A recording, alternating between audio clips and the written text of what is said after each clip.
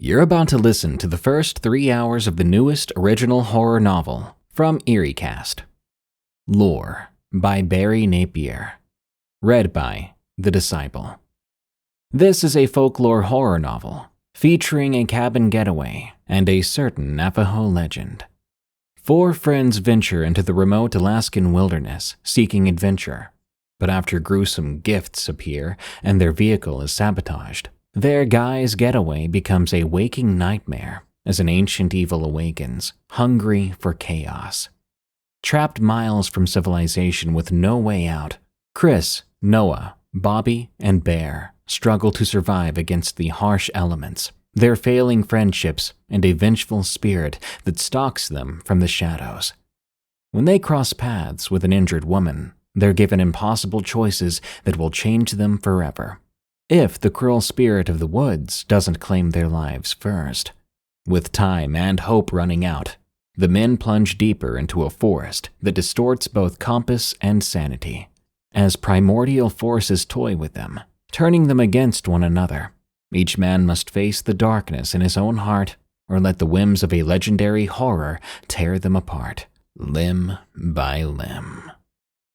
Buy the full novel now in paperback, hardcover, or ebook on Amazon at eriecast.com/lore. If you want to hear the entire audiobook, however, it's available only to EerieCast Plus members. Become a member today at eriecast.com/plus. This audiobook is an EerieCast production, available only to EerieCast Plus members. Lore by Barry Napier, narrated by The Disciple. Chapter 1. Looking down, all he can see is an ocean of pines and firs. Other species are scattered about, but their breeds escape him. Besides, they are all whipping by in a blur. The forest a canopy of musty greens beneath him. He is flying over it all, and he feels that if he reached down, he might feel the very tops of those pines, the needles poking his fingertips, grazing his skin. But he can't reach down, not consciously, because even as he watches the blur of that musty green passing below him, Chris knows this is a dream. He's aware of it in a subconscious way that his mind doesn't bother to analyze. He knows this is a dream, because he's had it nearly 20 times before. He doesn't know what the dream means, only that it feels like a premonition of danger.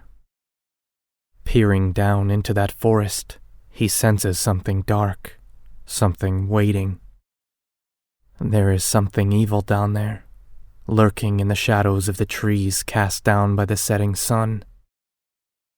But is the sun actually setting, or is it melting, dissolving? Is the darkness he senses down on that forest floor so cunning and vile that it has somehow destroyed the sun? In the dream, it's easy to imagine this is so. Enveloped in fear, Chris feels himself starting to descend. He is no longer floating, but falling slowly. His face is nicked and scratched and cut as he falls. Sticks gouge his eyes, and pine needles slip into his ears, between his lips. During it all, he is not worried about breaking his back or fracturing his skull on the ground at the end of the fall. He is more worried about what else waits down there in the darkness, among the trees and vastness of the forest. If he does fall all the way to the ground, he can only hope the impact alone will kill him before that living darkness finds him.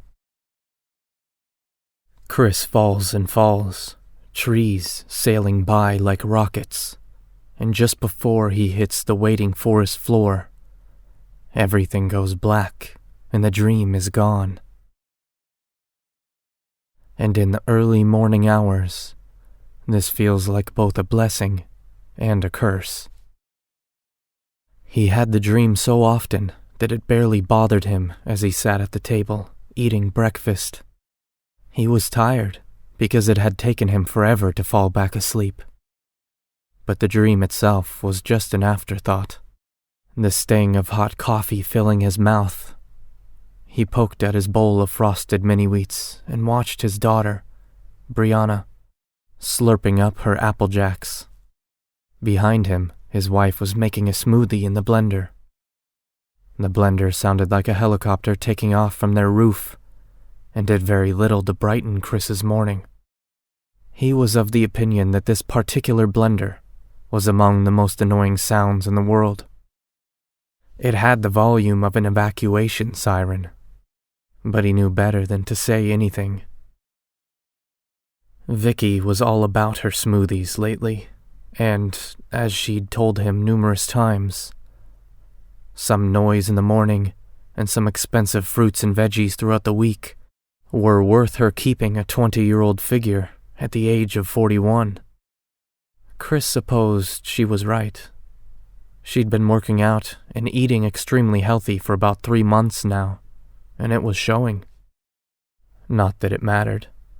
They hadn't slept together in about 3 weeks, and whenever he even suggested it, she somehow turned it on him. She claimed it was all he wanted, just sex and someone to make dinner. And really, on the days when he came home after wrapping up a 14 or 15-hour day at work, she was sort of right. She'd bemoaned it for so long that he was starting to wonder if it was becoming his base reaction to most things.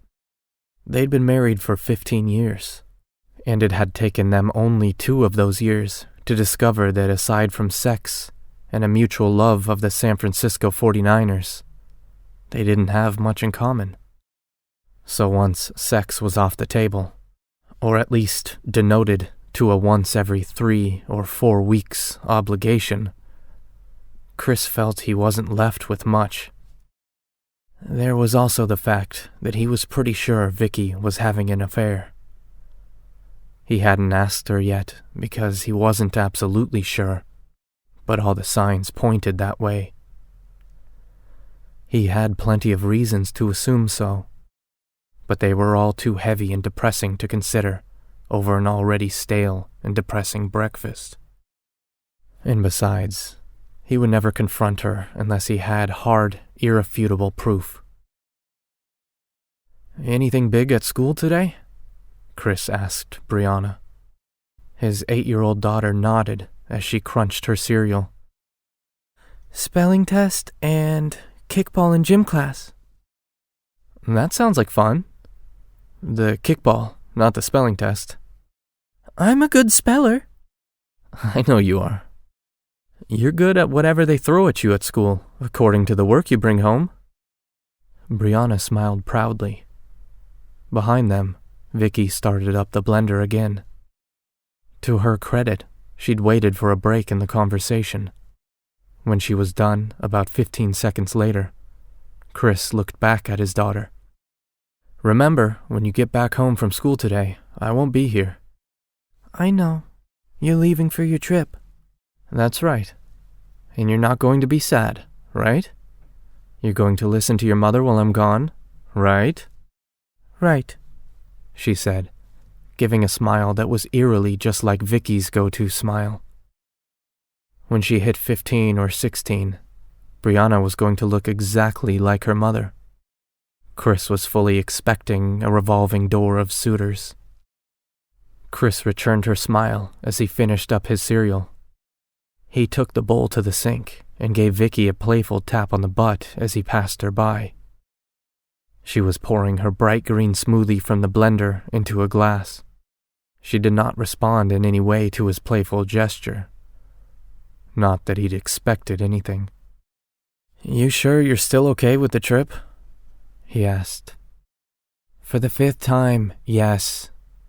Besides, if I said no, what are you going to do? Call your Cretan friends and tell them you can't go because your mean wife said you have to stay home?" She turned to him, sipping from her smoothie. "It's okay, Chris. Go. Have fun. You work very hard for this family, and you deserve the time away." He thought it might feel like a sweet sentiment, If he wasn't assuming that Vicky would use these next 5 days to enjoy the affair he was sure she was having. He already knew that Brianna was staying with a friend Saturday night for a sleepover. The equation suddenly started to sink into his brain like acid, and he was all but certain that this was exactly what would happen. You suspect your wife of sleeping around, and you're leaving for 5 days. You're some kind of genius, that's for sure. Chris pushed all of that away. He couldn't just assume, even though the evidence was staggering. He was the type of guy that would never even make such a suggestion, unless he walked in on Vicky with her lover actively engaged in the act. And even then, he'd feel awkward about confronting her because he hated conflict and, honestly, he wondered if he had pushed her to it. Also, at this point, he wasn't even sure if he'd care or not. In his eyes, the arguing and fighting afterwards would be worse than accepting the affair. Maybe his trip out in the Alaskan wilderness would bring some clarity. Maybe the 5 days away from her would prove to him how much he loved and needed her. Or, alternatively, maybe it would show him how much he didn't miss her when they were apart. Either way, he could use some clarity. His phone dinged beside him. It was a text from work. A nurse texting with a question about how the doctor filling in for him should catalog notes about ADHD prescriptions. He answered it, finding that he would probably miss his work more than he would miss Vicky. He'd been a pediatrician with Aspen Hills Pediatrics for 7 years now, and each year got more and more rewarding. Chris hadn't missed more than 3 days straight since he'd gone to a pediatrician's conference in Las Vegas last year. Moments after answering that text, he got another one. This one was from his friend, Bobby. It was simple and straight to the point. "Where the hell are you?" Apparently Bobby was in a hurry. But Chris was going to at least see Brianna to the bus before he left.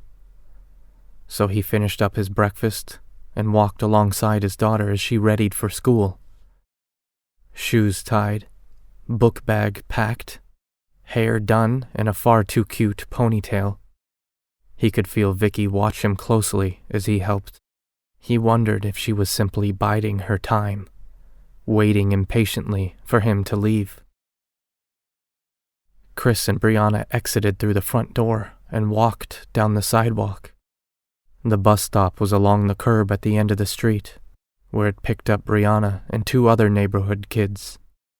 Starting down the street hand in hand, Chris saw that the other 2 kids had already joined together a few houses down. Their Northern California neighborhood was quiet and peaceful almost every morning. But Chris thought it seemed a bit more serene than usual this morning. Probably just because he was so anxious to get going, so he and his friends could make it to the airport without having to worry about missing their flight. Thinking of the chaos of the airport would make any well-to-do neighborhood seem overly quiet. "I'll miss you, Squirt," Chris said. "I'll miss you too," Brianna said, giving him a hug. He loved that she wasn't old enough to not want to hug him out in public. From what he understood, he might have another year or 2 of that left. "You'll be home Tuesday night, right?" she asked. "That's right. But it'll be so late that you won't see me until Wednesday morning." "Well, come give me snuggles when you get in anyway. Okay?" Of course. He stood there with her, listening to her tell him about her friends at school, and all the 7-year-old girl drama that was taking place in the lunchroom. He gave her a receptive ear until the bus came creeping by. Chris gave her one final kiss on the forehead before she got on the bus. The door closed behind her, and he watched the bus inch further down the street. When he turned back to the house, he saw that Vicky was already coming out of the front door. She had her purse over her shoulder and keys in hand. He met her between the front door and the car they parked in the driveway because the garage was so filled with clutter. "Trying to sneak off without saying goodbye?" Chris asked. He said it as a joke, but wondered if this might have been exactly what she'd been trying to do. "No, but it's going to be a busy day, and since I have to leave early to get Brianna off the bus, I'm going to try and get started early." "Okay. And hey, thanks for letting me do this. I know it seems sort of juvenile." "Of course, Chris. You need time away, to blow off some steam. I get it." She smiled thinly and added, "And yes, it is a little juvenile." There was something else on his tongue, something he almost let out at the last minute. "So, who have you been sleeping with? Who will you be spending Saturday night with while I'm away and Brianna's at her sleepover?" Of course, it would not be the best time. So instead, he gave her a brief kiss on the corner of her mouth. "See you Tuesday night." She nodded and said, "Be safe, and don't do anything stupid. I know how you can be when you get around them." She was in the car before he could argue. He stepped back and watched her leave. She gave a cute, obligatory wave before pulling away down the street. Chris stood there for only a moment, feeling that the morning had fallen flat somehow. He'd be gone for 5 days, gone to explore the Alaskan wilderness, and to try some ice fishing for the first time in his life. Just one of the many items on his bucket list. He'd already tossed his 2 bags into the trunk of their second car last night, so there was no need to go back inside. But he did so anyway, telling himself it was for a second cup of coffee. Yet, he only stood in the kitchen, looking around and trying to figure out where his life had gone. At 41 years of age, it seemed to have started unspooling quickly. The years lost in the shadow of youthful memories that were already starting to fade.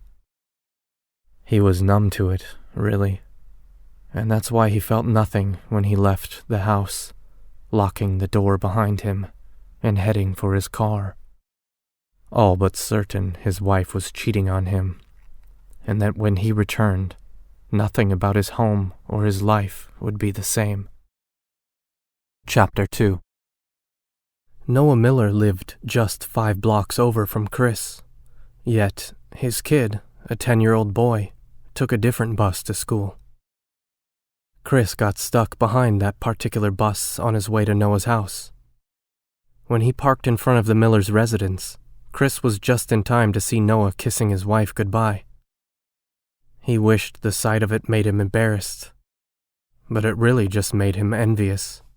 Noah and Catherine Miller had been married for 17 years, and Chris had never heard Noah say a single cross word about her. And they still held hands and tickled one another sporadically, even in front of friends. Chris wondered what it might feel like to have a spouse that actually missed you when you were gone. But that led down a road of ideas and notions that he was not going to obsess over on this trip. So, he busied himself with his phone, answering another text from work, as he waited for Noah to properly say goodbye to Catherine. When Noah came to the car, Chris popped the trunk for him. Noah tossed in his 2 bags with the care of a man that never really had to pack to go anywhere. With a strong thud, the trunk shut, and seconds later, Noah landed in the passenger seat with a look of excitement in his eyes. Whereas Chris was physically fit and was always teased by his friends as being attractive to the point of potentially gay, Noah was slightly overweight. Also, though Chris knew Noah was quite attentive to his hygiene, he always looked as if he badly needed to wash his hair. Today, his long black hair was tucked behind his ears, making him look a few years younger than his actual age of 39. He had a hip vibe around him at all times. The sort of husband and father that listened to Radiohead and was into gourmet coffees rather than 80s hairbands and tinkering with old cars out in the garage. "Did Bobby text you yet?" Noah asked. "Yeah, first thing this morning." "I figured we'd have to wake him up to get him going," Noah said. "Maybe his texting you is a good sign." "Let's go see," Chris said. "If I'm being honest, though, I was hoping to have to splash some cold water in his face." Chris and Noah were close enough that they didn't have to fill silences with meaningless chit-chat. They rode the half a mile to Bobby Valencia's house without saying a word, though Noah sang quietly to a John Mellencamp song that came on the radio. One of the many inside jokes always hovering around their group of 4 friends was how awful it must be for Vicky Ramsey and Catherine Miller that Chris, Noah, and Bobby lived so close to one another. Chris and Noah lived within the same subdivision, the sort of neighborhood where most of the houses and yards look the same, right down to the POA-approved fences. Bobby, whom had never married and had no plans to ever do so, lived just outside of the subdivision, in an apartment he could barely afford. Chris still wasn't exactly sure how Bobby could afford to go on this trip, but he had not dared ask. He was pretty sure it had a lot to do with a large sum of money that Bobby inherited when his father died last year. When Chris and Noah arrived at Bobby's apartment building, they both went inside to fetch him. They passed by a few people on their way to work. Chris realized just how freeing it felt to know that these people were on their way to work and the kids were on their way to school, while he was about to go off on an unnecessary little trip. No responsibilities, no expectations. It wasn't something he got to experience often. Hardly ever, in fact. They walked to the stairwell just off the lobby and took the stairs up to the 3rd floor. There, they came to Bobby's apartment and hammered on his door, taking turns in an almost childlike sort of way. They could hear Bobby inside, cursing them out for banging so damned loud, though this only fueled their delight. When he finally answered, it was apparent to Chris that Bobby had enjoyed one of his late nights out. He looked tired and was rubbing at his temples. "Who taught you miserable jerks to knock a door like that?" Bobby groaned. "Hey, you were blowing up my phone this morning," Noah replied. "I figured you'd already be ready." "I am. Just waiting for this frickin' Tylenol to kick in." "Long night?" "Not too long. I was in bed by midnight. Plenty of sleep. It was the amount of drinking I did that's the problem." At 37, Bobby was the youngest of their group. It was Chris's assumption that Bobby was one of those men that saw turning 40 as a death sentence. He was trying to live up as much of his life as he could before he hit that mark. That usually included hanging out in bars occupied by people 10 or 15 years younger than him. And somehow, Bobby managed to hang hard with that crowd. He also somehow managed to pick up women much younger than him on a fairly consistent basis, and occasionally, women a bit older as well. While he wasn't good-looking by any sort of movie standards, he had a weird sort of charm to him. It had been the case ever since Chris met him in middle school. Vicky had once said that Bobby reminded her of John Cusack when he was younger, and if John Cusack was a raging dickhead. "Well, let's get this show on the road already," Bobby said, leaning against the doorframe. He picked up the book bag and the single suitcase he had placed by the door. "What are you pansies waiting for?" The trio headed out to the car, Bobby eagerly taking the back seat so he could stretch out a bit. He looked at his Apple Watch and groaned. "Hell, do we still have to pick up Bear?" "Yeah," Noah said. "He's going too, Or did you forget?" "No, I didn't forget. But that means we're going to be late." "No, he's meeting us at the airport," Chris said as he weaved back out onto the main street that led out of town into the interstate. He couldn't get the day off work. "What?" Bobby said. "He teaches 7th graders about verbs and nouns. They couldn't get a sub?" "Dunno," Chris said. "He only has 2 classes on Friday, though. He'll meet us with plenty of time to catch the flight." As Chris checked the rear view to gauge Bobby's expression, a thought occurred to him. Hadn't Bobby been hungover the last time they'd hung out? And the time before that had been at a cookout over at Noah's house, where he'd pounded at least a 6-pack on his own. Yes, it was perfectly fine to drink and enjoy yourself, but Chris felt that it was another thing entirely to have to drink in order to function. Chris couldn't help but wonder if his friend of more than 25 years was tight-roping a line that they were all just choosing to ignore. "So, the ball and chains were okay with you boys heading off to Alaska for a few days?" Bobby teased from the back. "You kiddin'?" Noah said. "Catherine is going to Los Angeles for the weekend to hang out with her sister. She's thrilled that I'm leaving." Chris knew this wasn't strictly the case. He had, after all, seen them kissing like eager teenagers when he'd stopped to pick Noah up. "And I think Vicky needed the break from me, too," Chris said, hoping to leave it at that. His friends knew that he and Vicky were in a funk as of late, but it wasn't a conversation they'd gone deep on. They were close, but not that close, and that was perfectly fine with Chris. Thankfully, the hour and 40-minute drive to the airport consisted of the usual conversations: football, movies, exaggerated stories on how they'd all partied hard in their 20s, the current state of American politics, and a few excited speculations on how their trip into the Alaskan wilderness might go. Have either of you actually ice-fished before?" Bobby asked from the back. "Once," Noah said. "I was a kid, though, visiting an uncle in Minnesota. It was boring as hell." "Then I'm so glad we're spending all this money to do it in Alaska," Chris said. "It's going to be great. I like to think I have more of an appreciation for nature now." "Same," Bobby said. "Plus, now you're old enough to drink beer. And doesn't that make just about everything better?" "This is true.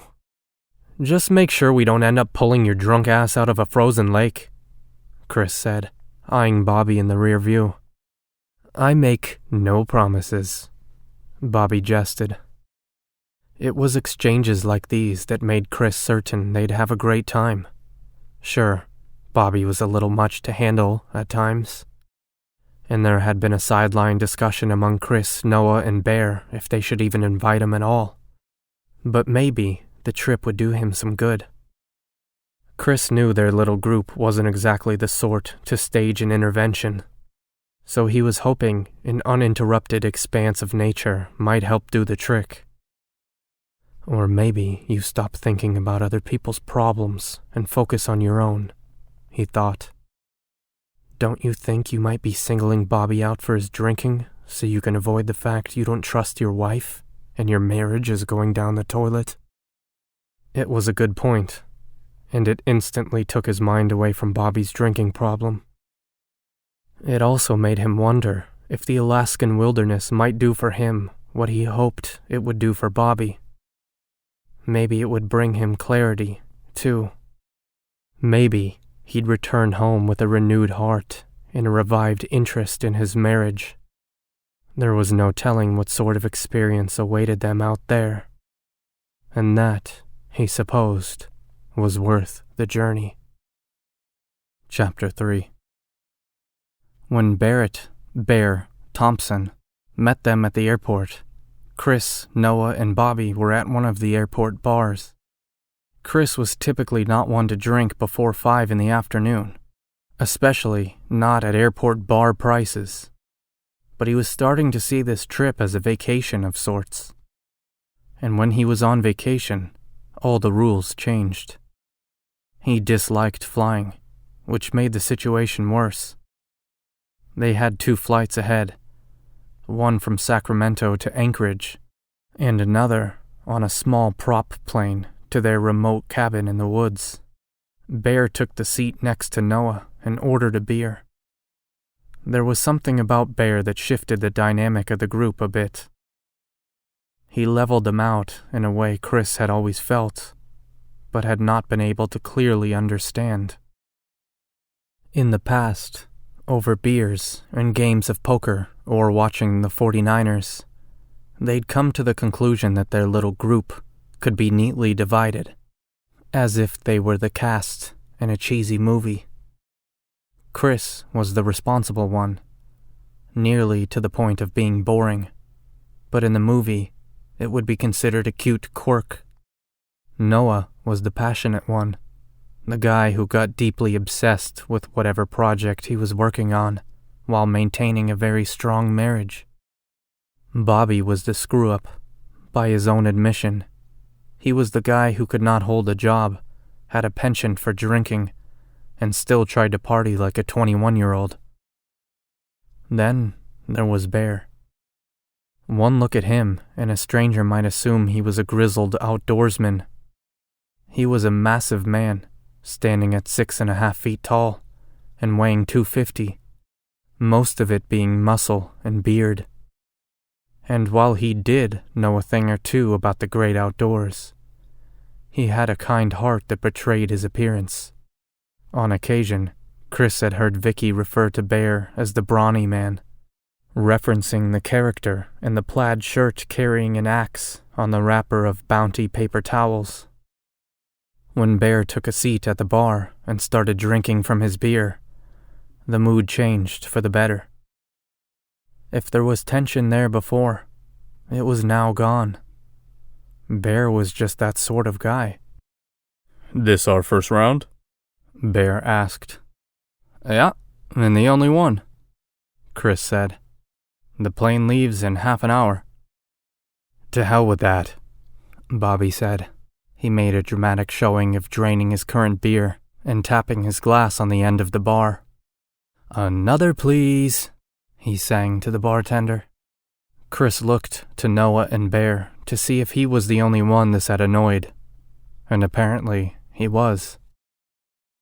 Maybe he was too concerned about Bobby's drinking. Maybe he was making a bigger deal of it than it needed to be. Or, like he'd touched upon in the car on the way to the airport, maybe it was his way of deflecting his own problems. Chris remained mostly quiet while his 3 friends talked amongst themselves. He studied Bobby as much as he could without seeming obvious. Perhaps, Chris thought, there was a part of him that envied Bobby. To be 37 and still out on the bar scene. Somehow regularly betting 25-year-old women obviously had its allure. Sure, Bobby had never had a stable job for more than 2 years, and the idea of commitment scared the hell out of him. But there was something appealing about that kind of freedom. The inconsistent paychecks and no real hope of a career seemed to be more than worth it to Bobby. When he wasn't hungover, he seemed to be in a good mood most of the time. Chris finished his beer, and the bartender was there right away. "Another?" she asked. "No thanks. Though, really, would it be so bad to have a bit of a buzz on the plane? Maybe catch a quick booze-induced nap?" Nope. Something about the mere idea of being woozy during a flight terrified him. Moments later, the speakers above them notified them that their plane was now boarding. They quickly paid their tab, Bobby quickly polishing off the rest of his second drink. They then walked single file towards their gate, one right behind the other. It was all smooth and without hiccups. 4 men traveling to the wilderness for 5 days didn't require much luggage. They'd each managed to pack everything they needed into their one allowed checked bag and a single carry-on, and everything they'd needed for their adventures were already waiting for them at the cabin. The flight wasn't very crowded at all, and their seats were all together. As they settled in while the remaining passengers boarded, Chris saw that Bear had already taken out a book for the flight. Bear was forever buried in a book, usually some sort of political thriller or mystery. For a guy who taught middle school English, he tended to hate the classics, something Chris gave him a hard time for. Chris's seat was by the window, and he watched the runway disappear as the plane took off. He then watched the earth get smaller and smaller, buildings becoming only squares. The vehicles on the highway nothing more than busy specks. It reminded him of his dream, sailing over a gorgeous, yet somehow darkly tinged forest. Noah was beside him, sitting rigidly in his seat as the plane finished its ascent. "You okay, man?" He nudged Chris gently, also taking a peek out of the window. "Yeah, just home stuff," Chris replied, sensing the distance in his voice. "Did Vicky not want you coming out here?" "Nah, she was fine with it.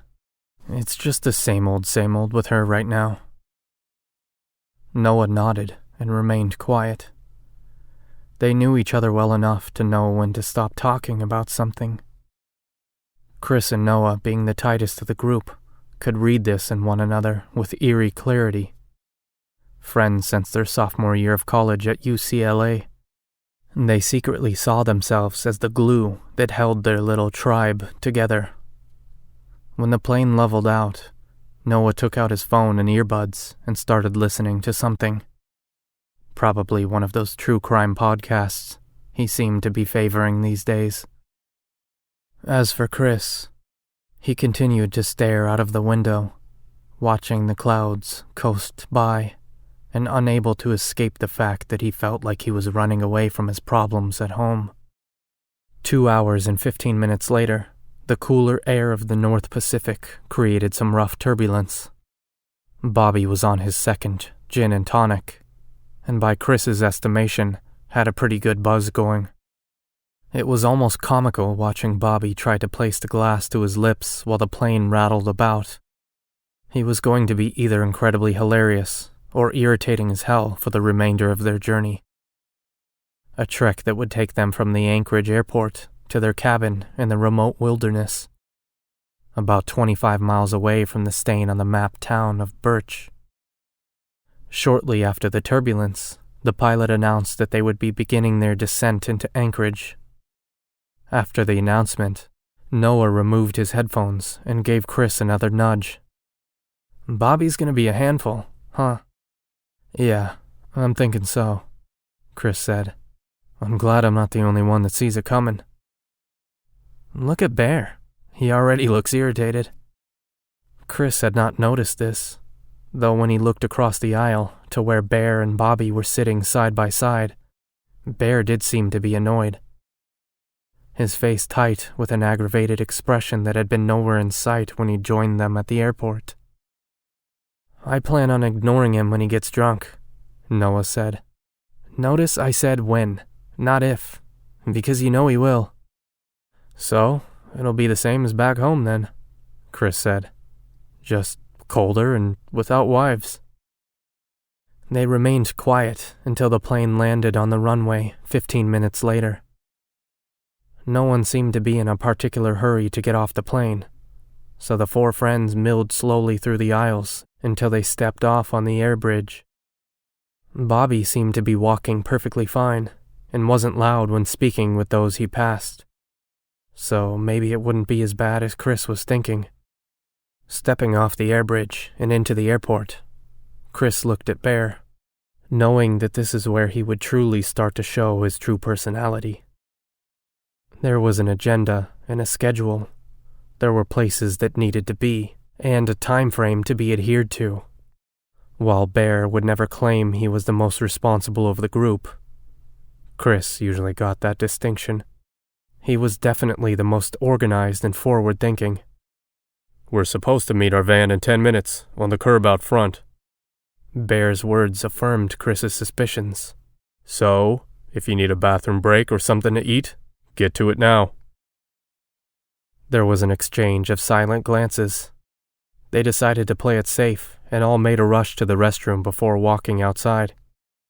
Standing just outside the main doors, it surprised Chris to find that it wasn't quite as cold as he'd been expecting. There was a chill to the air, yes, but it lacked the bite he'd been preparing himself for. The four of them just stood outside of the airport for a few seconds before Bear pointed to their left.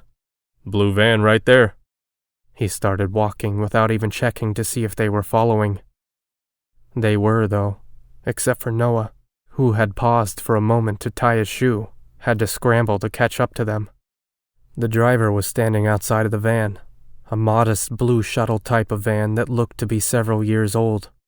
He opened the sliding door for them and greeted them with a smile. The driver looked to be in his early 30s or so, with dark hair and a beard and a mustache that perfectly framed his face. Heading to Delaney Park Airfield, correct?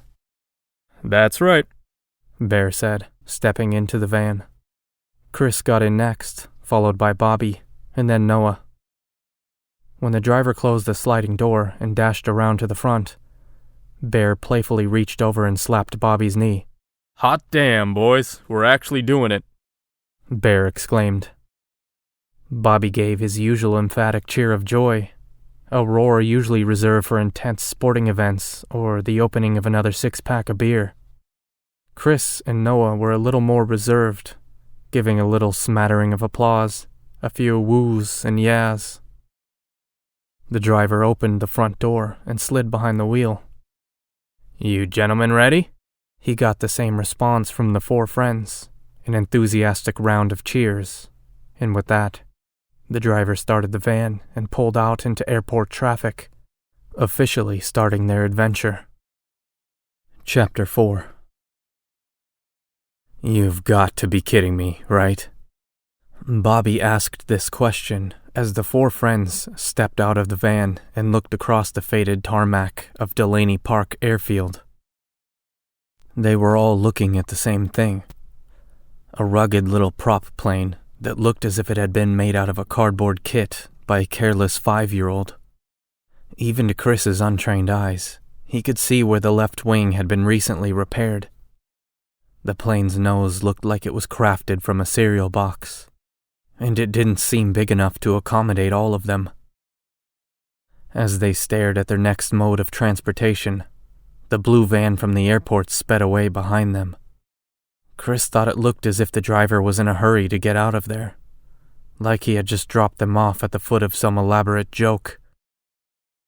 "Oh, it's not that bad," Bear said, though even his tone was a little off. "Where's your sense of adventure?" "I left it in the van," Noah said. "It's currently heading back to the airport." Bear started walking across the tarmac, and the others reluctantly followed. To the right, back at the rear of the little airstrip, Chris saw the control tower. It looked to be in better shape than their plane, but not by much. The entire place looked like one of those dilapidated third-world airports he sometimes saw in action movies. But none of them were action heroes, and nothing about this felt glamorous or adventurous. Looking back to the plane, Chris started to feel foolish and just a tiny bit uneasy. As they drew closer to the plane, the door to the cockpit opened up and a man leaped out. He was a light-skinned African-American, wearing a denim jacket over a black shirt. He wore jeans with old work boots, looking like he was about to head out to a bar somewhere with Bobby rather than fly 4 Californians out to the Alaskan wilderness. Chris felt his nerves start to flare up, and the unease was slowly creeping toward fear. "You the Barrett party?" the pilot asked. "Yeah, that's us," Bear answered. "Barrett party coffin for 5, Bobby said quietly, miming a waiter. They all had a laugh at this, Even Bear let a laugh trickle out from the center of his beard as he gave Bobby a dirty glance. Bear greeted the pilot with a handshake. I won't lie, man. The planes on your website look a lot better than this thing. Oh, for sure, the pilot said. But we're going to Birch, and the nicer planes can't land on that little strip of field they have out there. But this beauty, he said, slapping the side of the plane, can land anywhere. She's a trusty one. You have my word. Chris shrugged and headed for the plane. The pilot opened up the cabin doors and pulled down a little stepladder that had been installed in a small compartment under the floor. Dying in a fiery plane crash out in the Alaskan wilderness might not be such a bad way to go, Chris said. Me? I'd rather not go anywhere, just yet, Noah said. Despite what my carpal tunnel and bad back have to say about it, I'm still young. As Chris started up the little stepladder, the pilot gave a nod of approval. He then extended his hand and said, The name's Jay. Good to meet you, Chris said. Jay, how long have you been flying? 4 years. Been up in old Sally over 100 times and never had a problem. Sally? Chris asked, climbing the little ladder and getting inside. It carries me around, puts up with my cruising and bad behavior, so I figured I needed to give it a woman's name. Bobby came up next, starting for the ladder. Wise man, he said, clapping Jay on the shoulder. Noah and Bear followed, Bear bringing up the rear and somehow managing to squeeze himself in. The plane noticeably shifted when Bear got in. Chris had taken the front seat next to Jay, as he'd been the first in the plane. Bear, Noah, and Bobby were crammed into the rear passenger seat, which stretched from one side of the plane to the other. They'd tossed all of their luggage in the compartment behind the seat within the plane's tail.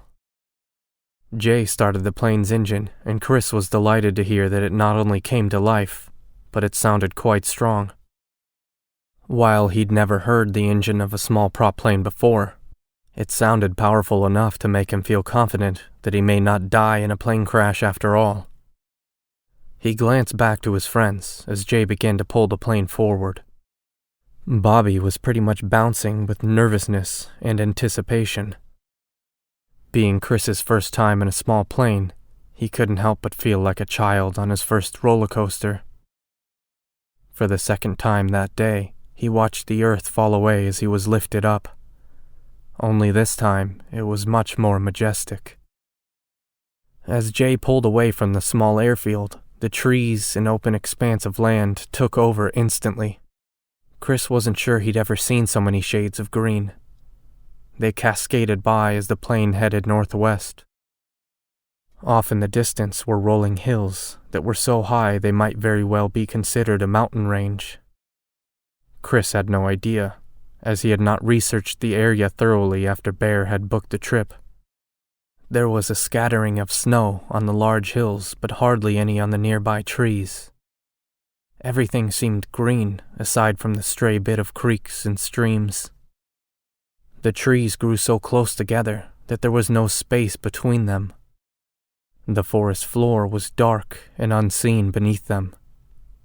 Many looked like spruces or pines, though there were smaller varieties hidden in there among all of that green. Some of the dark greens were so dominant that it looked nearly black, standing out as green only when the shadow of the plane broke it up. So, headed to Birch? Jay said, as friendly as could be. Ice fishing, I take it. Yeah, Bear said excitedly. It's supposed to be easy up there, right? Depends on the time of year, and your definition of easy. But you're here at a perfect time. The ice on the lake isn't too thick, and the fish are almost always biting. I don't see much snow down there, Noah pointed out. The plane's powerful engine forced everyone to speak a little louder in order to be heard. Won't matter. Birch is another half an hour away by plane. When you step out into the open air, you're gonna gasp at the difference in temperature. It's crazy. Maupin Lake, which I'm assuming is where you guys are headed, Stays frozen just about every day of the year on its western rim. Yeah, that's where we're staying. In a cabin out by the western corner of Moppin Lake. Jay nodded and smiled. Well, this may be the last time I see you fellas then. That is not a joke to make on a plane that looks like old Sally, Bobby shouted. Yeah, what do you mean? Bear said. Jay was still smiling, looking expertly out to the sky and forest below. Nah, just messing with you. Out there on the western edge of Moppin Lake, you'll be staying in an area of the woods that gets the brunt of a lot of old ghost stories. Fairy tale type stuff, you know? Are we talking big bad wolf fairy tales or hot princesses stranded in towers? Bobby asked, snickering. Neither. The woods up there are thick, and it gets damn cold. People that don't know what they're doing tend to get disoriented and lost. That part of most of the stories is true, and absolutely not made up. Happens all the time. I even had to fly out there a few times last year to help rescue some folks and take them to the little emergency rescue station speckled all over the woods.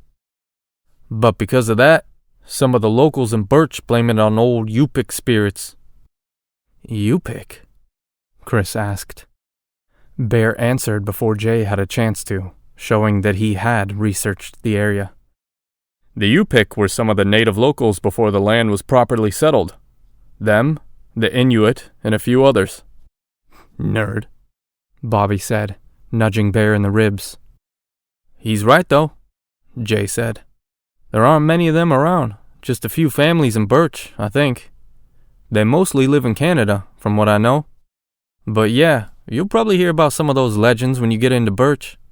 Stories about Yupik spirits, the Wendigo, demon in the trees, even fairies, believe it or not.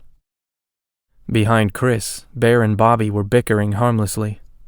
Noah peered out of the window, enthralled with all of the nature passing by. Meanwhile, Chris stared down into those trees, thinking of how easy it might be to get stranded out there. It also did not escape his attention that as he watched the trees roll by in a beautiful tapestry, the scene was almost identical to the dream he'd been having lately. It was so similar, undeniably eerie, and when a chill crept across his body, he tried to convince himself it was just the temperature dropping slightly all around them.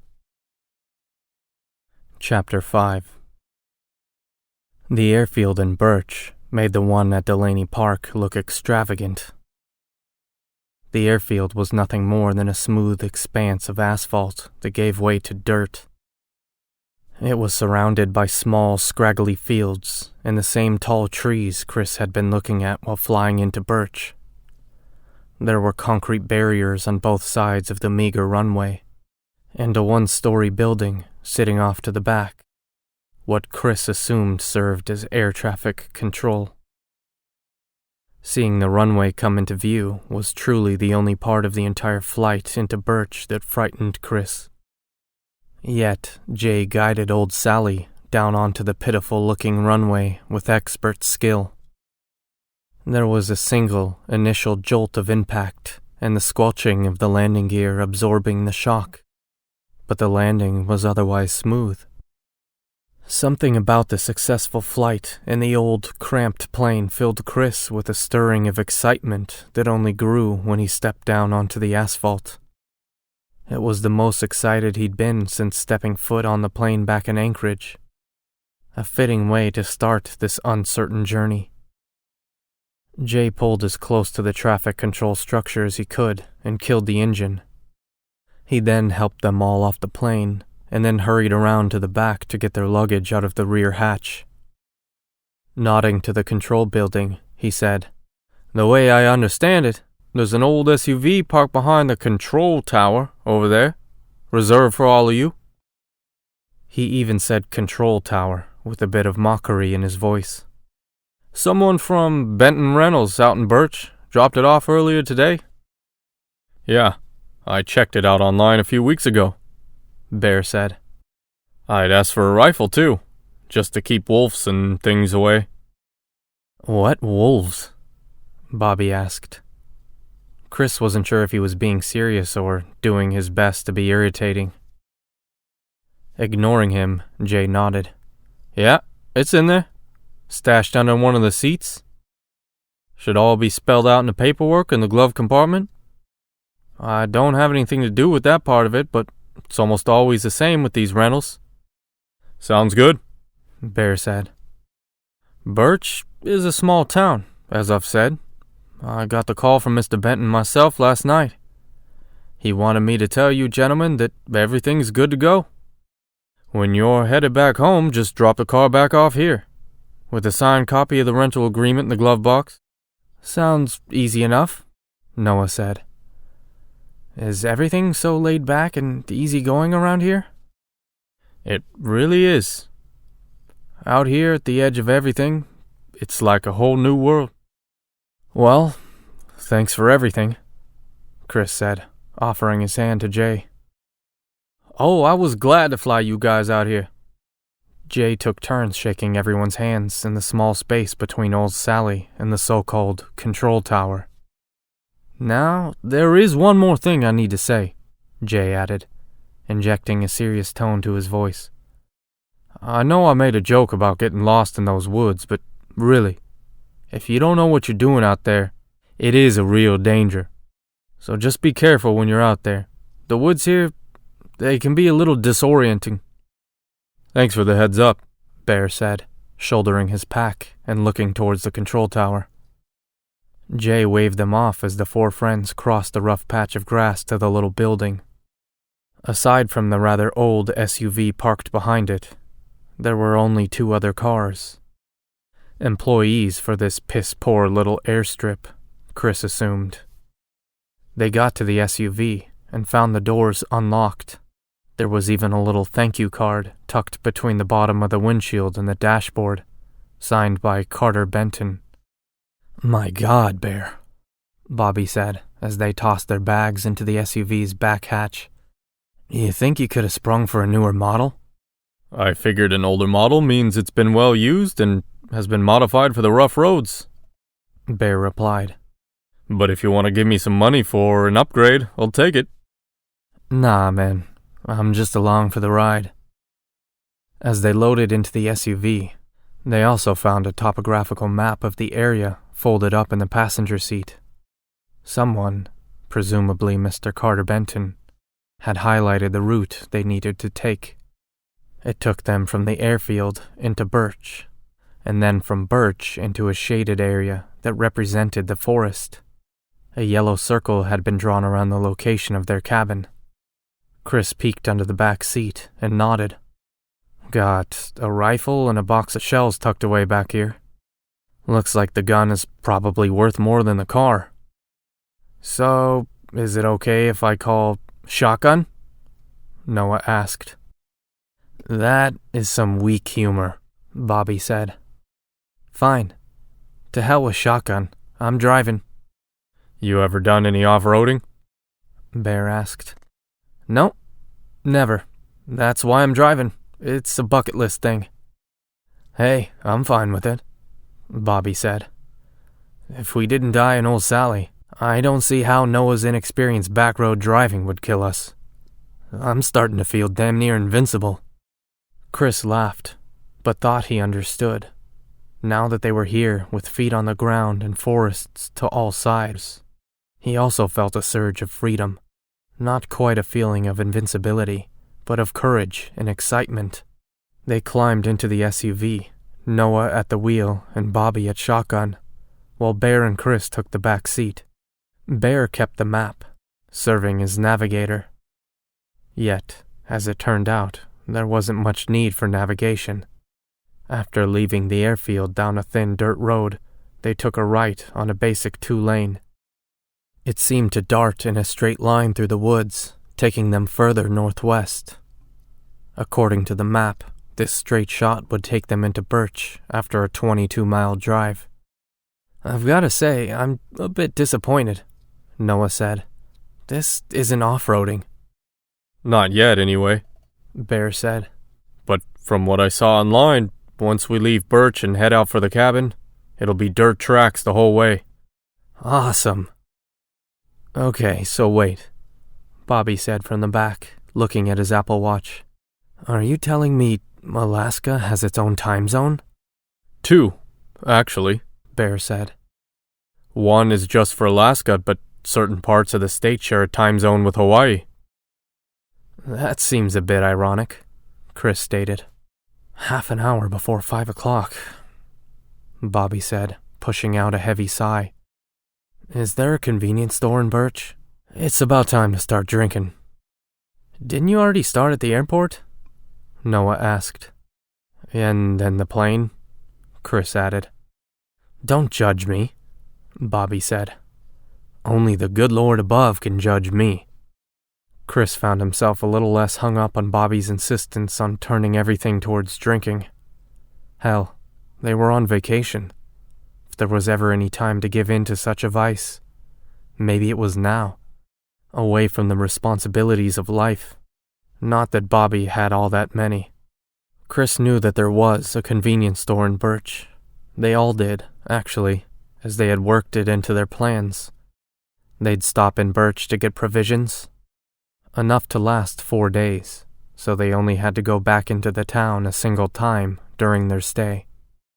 From the reviews and pictures they'd seen online, it wasn't much of a convenience store at all, but it seemed to be all the little town of Birch, Alaska, had to offer. It was a reminder of just how far off the beaten path they would be, and honestly, Chris was finding that more and more appealing. Hell, if he didn't have Brianna waiting for him back home, he'd probably fantasize about staying somewhere like Birch, where no one would ever find him. A place he could forget about how his wife sometimes insisted on showering the instant she came home late from work, or their consistently declining intimacy. Yeah, the trees on both sides of the road almost seemed to offer a solution to that.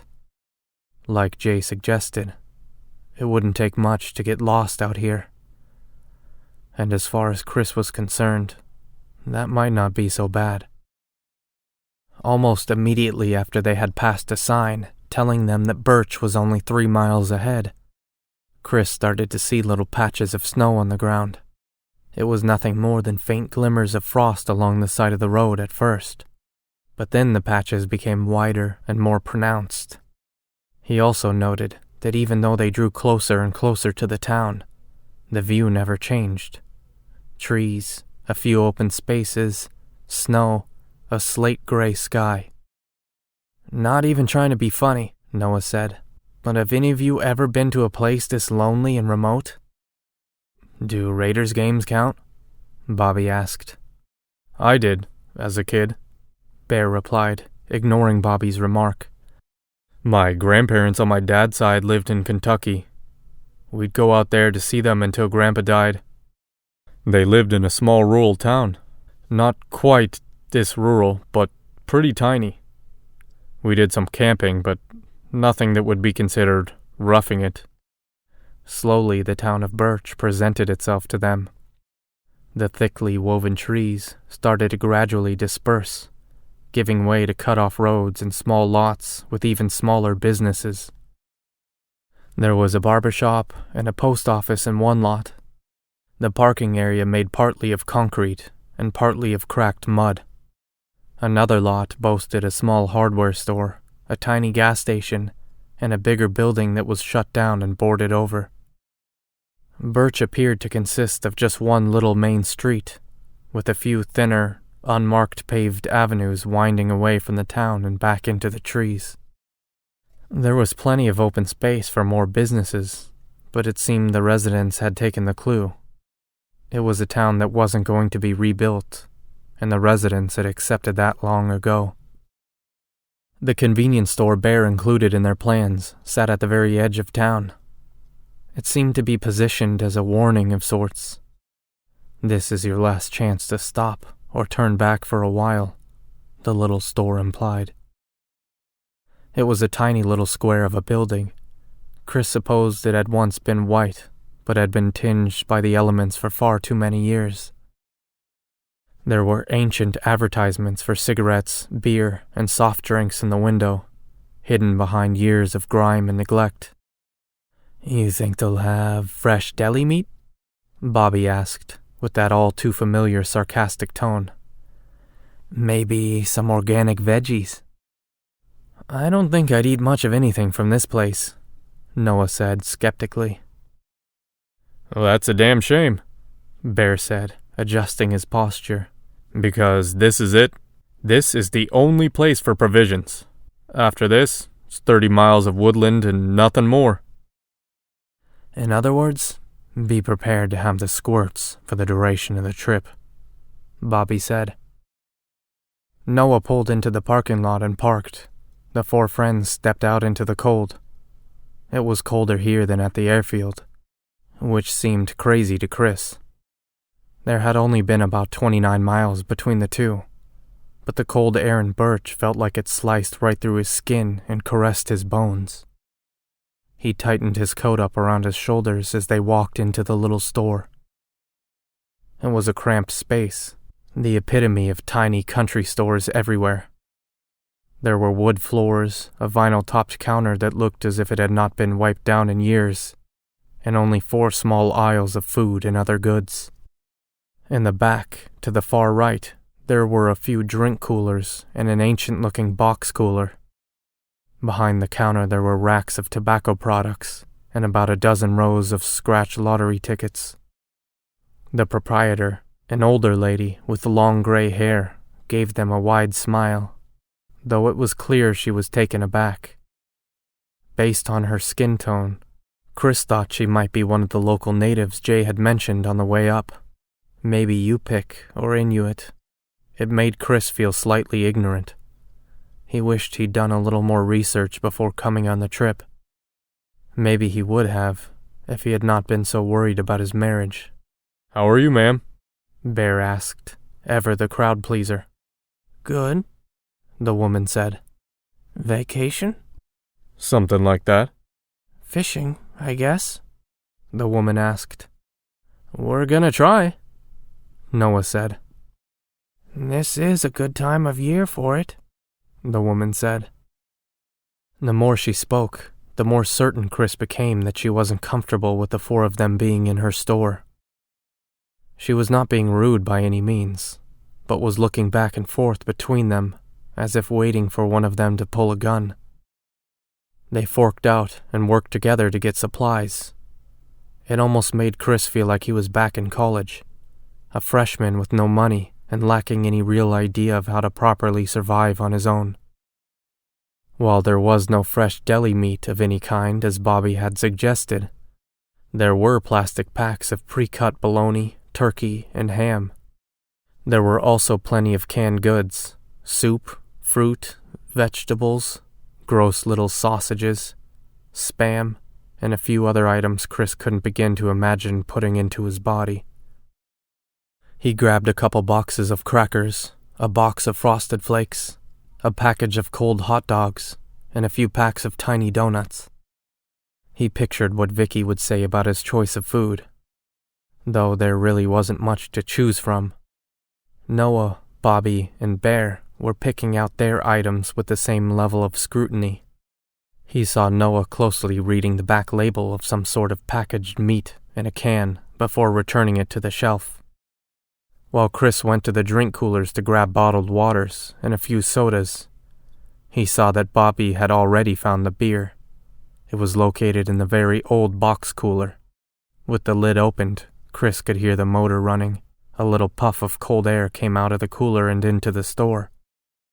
Bobby rummaged around inside for a while and worked at getting out a case of Pabst Blue Ribbon, followed by a second. The selection is a little grim, Bobby said, lugging the 2 cases to the front of the store. But this will do. This is all me, by the way. You clowns can get your own. Are you serious? Chris said. It was out before he could stop it, and it came out sounding irritated rather than good-natured. It's only 4 days, man. Yeah? And? It's also vacation, and I like to drink my ass off when I'm on vacation. Just vacation? Chris said. Apparently his mouth was just going to run off on its own today. Ah, Jesus, are you really going to pull this? Bobby said, rolling his eyes. Sorry, Dad. So, do I need your permission to buy beer? No, it's just... Chris's words fell flat as Bobby turned away. But Bobby wasn't even pretending to listen to Chris's response. With a scowl on his face, he walked towards the front of the store, set the beer down in the center of one of the aisles, and also grabbed some chips. He then went directly to the counter with the food and beer without speaking to anyone else. He paid for his stuff and then stormed out. Noah and Bear came to the drink coolers, looking out towards the front door. What did you say to piss him off? Noah asked. I may have commented on all the beer. Good, Noah said. He then reached into his coat pocket and jingled the keys. His temper tantrum is going to get him cold, though. The doors on the SUV are locked, and I have the keys. It took another 3 minutes of deliberation to finish their shopping trip. They split the cost of groceries, and the lady behind the counter seemed quite pleased at the amount she'd sold. Watching as she filled the bags, Chris thought it might not be as bare bones as he was thinking. They'd gotten several loaves of bread, some peanut butter, a few packs of bologna, a dozen or so packs of ramen noodles, crackers, waters, milk, some individual beer. Just 6 packs for them, though, and assorted snacks. When they walked back outside, they all grinned in unison at the sight of Bobby standing against the SUV. His cartons of beer and bags sat on the ground as his hands were stuffed into his pockets. Oh, ha ha, Bobby said as they came down the store steps into the parking lot. Very funny. Can you unlock the doors now? Noah hurried over to do exactly that. He popped open the back hatch first, where they all worked to stuff the groceries in among their bags. It was a tight fit, and it made a lopsided mountain of sorts, but it worked. Bear slammed the hatch shut, and when they all turned to get into the car, there was a man standing by the hood. He said nothing at first, just glared at them as if they were a swarm of pesky insects. The man looked old, but carried his age well. Chris guessed him to be about 70 or so. His chin and nose both pointed and almost triangular. He had long white hair, and wore a hat that was an odd mix of a fedora and a cowboy hat. He looked far more Caucasian than the woman in the store, but still had something of a darker tone to his skin. Where are you headed? The man asked, once he could see he had everyone's attention. His voice was eerily soft. Ice fishing out on Maupin Lake, Chris said. Which side? On the western rim, Bear answered. The man nodded and then placed his hand on the hood of the SUV. Safe travels, friends. Take care of one another out there. If I were you, I'd never go out alone. Always in a pair, at least. Yeah, our pilot told us how people get lost out there, Chris said. The man nodded again and then looked at each of them individually for about 2 seconds each. Lost, he said with a thin smile. Sometimes worse. In the forest, it often takes whatever it wants. Chris was just waiting for Bobby to say something sarcastic about the ghost stories Jay had told them about. But he was apparently still fuming over their brush-up in the store, because he kept quiet. The old man gave them a solemn nod before turning away and heading slowly for the store. As the 4 friends climbed into the SUV, Noah chuckled nervously. As far as welcome wagons go, that one sort of sucked. Noah cranked the engine to life and pulled back out onto the road. Chris took a moment to look into the rear view, watching the little store shrink into the distance. As the trees and thin accumulation of snow on the ground started to fall in on all sides, it was like watching the world disappear. Chapter 6. The paved road continued for another 4 miles once they passed by the little sign that read Birch town limits. There was no abrupt stop to the pavement, more like a rough transition. There were potholes and worn grooves that eventually tapered off to nothing, giving way to well-packed dirt track. The dirt road clearly got used quite a lot. There were no ditches to the sides, but rather slight rises in the ground to keep wandering vehicles on the road. It was almost like driving in a very shallow ravine. Okay, so here comes the off-roading part, I guess, Bear said. Think you can handle it, Noah? Noah looked like a little kid that had just strapped himself into a bumper car. Hell yeah! In the back, Bobby made a very theatrical display of clicking his seatbelt into place. It was the first Bobby-like thing he'd done since leaving the store. But Noah didn't get much off-roading experience at first. The road stayed straight most of the way, growing slightly narrower the further into the forest they went. There were a few bumps and dips, but they were mostly along the farther edges of the trail.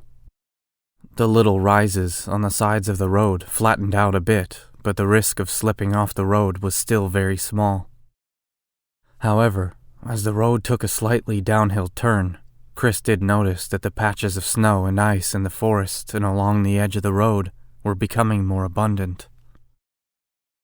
About 12 minutes into the drive, Bear sat up and pointed to a curve in the road up ahead. When you get to that little bend up there, we stay straight. According to the map and the site I saw, that bend takes you down into some sort of quarry and then back around into Birch. Noah came to the bend, ignored it, and kept going straight. And it took hardly any time at all for them all to realize that this was where the real adventure would begin.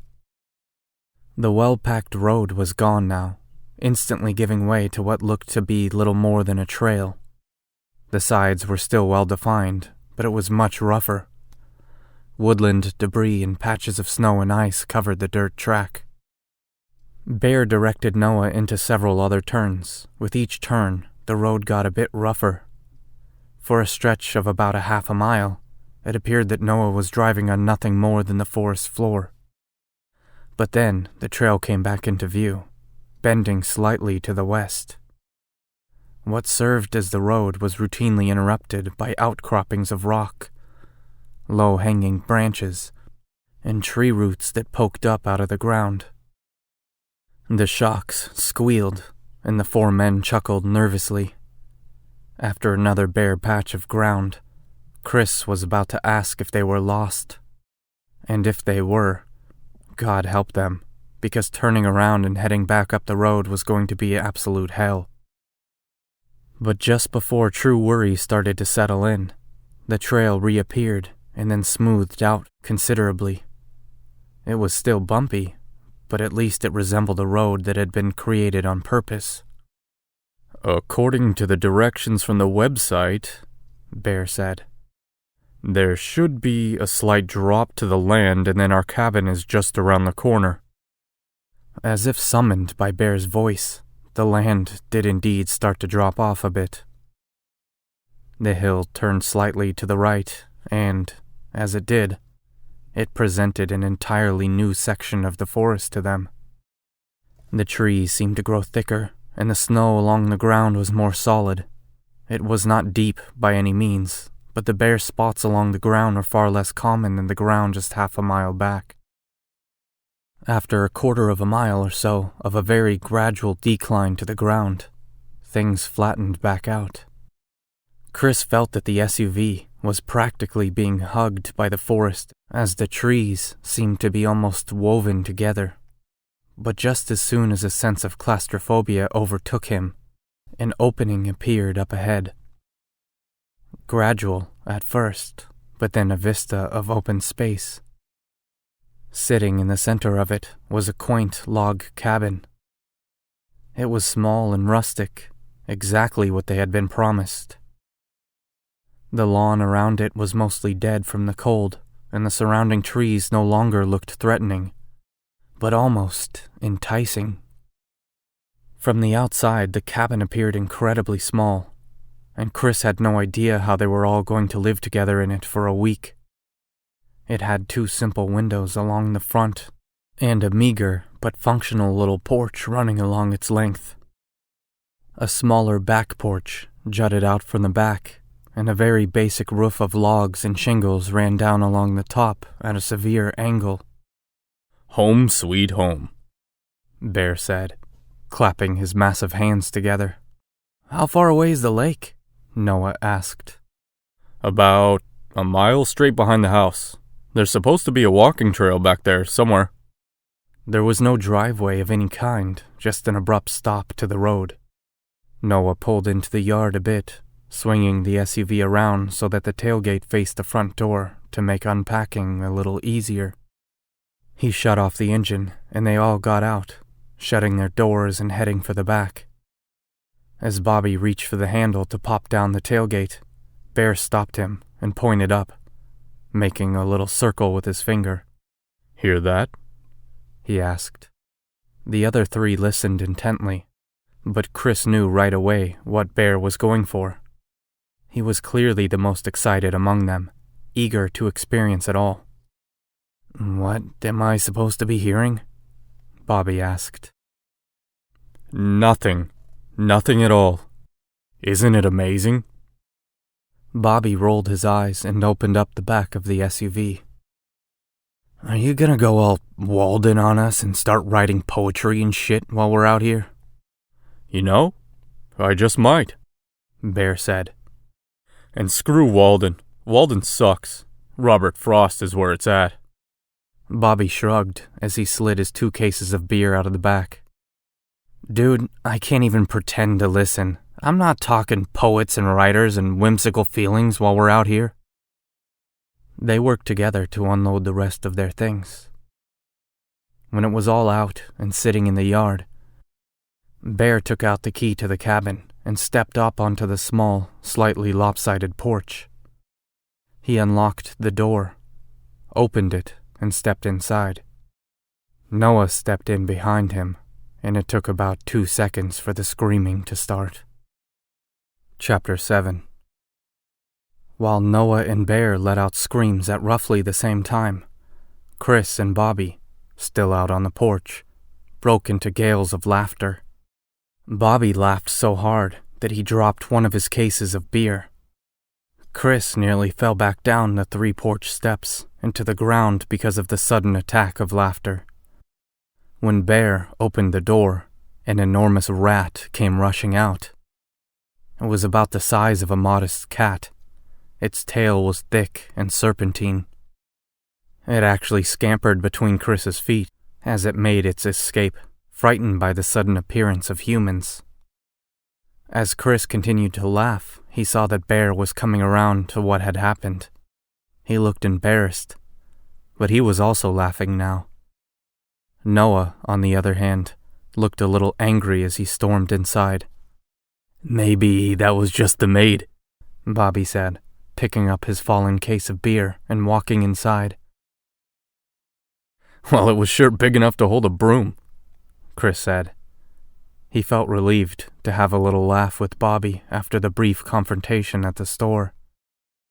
It did feel a little forced, but laughter was laughter, and he'd take it over tense silence any day. "This place is already getting a negative online review from me," Noah said as they all entered the cabin. Chris idly looked around on the floor to see if there were more rats or, at the very least, droppings from the large specimen they had just seen. He saw nothing of the sort, though, and actually found the cabin to be much nicer than the exterior had suggested.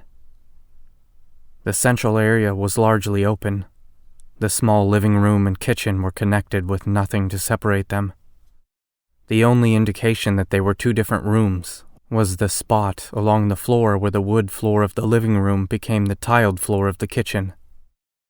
The living room contained a couch, an old tattered recliner, and a small half bookshelf lined with a few paperbacks. There was no dining room, just a square wooden table pushed to the far side of the kitchen, right beside the refrigerator. Along the right and left sides of the living room, there were 3 doors, opened to reveal bedrooms. A bathroom sat just off the kitchen, though Chris knew from the website description that the larger bedroom also contained a bathroom. Well, it's no worse than my college dorm, Chris said. You got that right, Noah said. Bobby, all that drinking, it doesn't give you gas, does it? Bear asked. Not usually. Bobby put the cases on the table in the kitchen and tore into one. But this is Pabst. Some cheap stuff, so, yeah. I'm probably gonna be stinking the place up. By the way, I call the larger bedroom. Sorry, already claimed, Bear said. I paid 10% more than everyone else and did all the research. Chris arranged everything and did the booking, so if anyone gets it, it's one of us. It's all yours, Chris said. I don't want to bear the responsibility of having the second bathroom all to myself. Bear seemed perfectly fine with this, taking his bags into the single bedroom on the left side of the living quarters. Bobby shrugged and sat down on the couch with a can of beer. Fine with me, he said. I'll just pass out on the couch every night. Whatever makes you happy, Noah said, walking into one of the 2 rooms on the right with his luggage. Chris started for the 3rd bedroom, but paused before entering. He looked back to Bobby, doing his best to put his judgmental side to rest. Though Bobby could be a cantankerous ass, they were friends, and setting up camp and any drama was only going to make this trip unnecessarily miserable. A week on the couch is going to be awful. Why don't you and I rotate out in this room? I'll take it one night, you take it the next. Nah, it's all yours, Bobby said. He gave Chris an uncertain glance that made him wonder if Bobby was also trying to push aside their awkward encounter back at the store. For all Chris knew, Bobby had already moved on. You sure? Chris asked.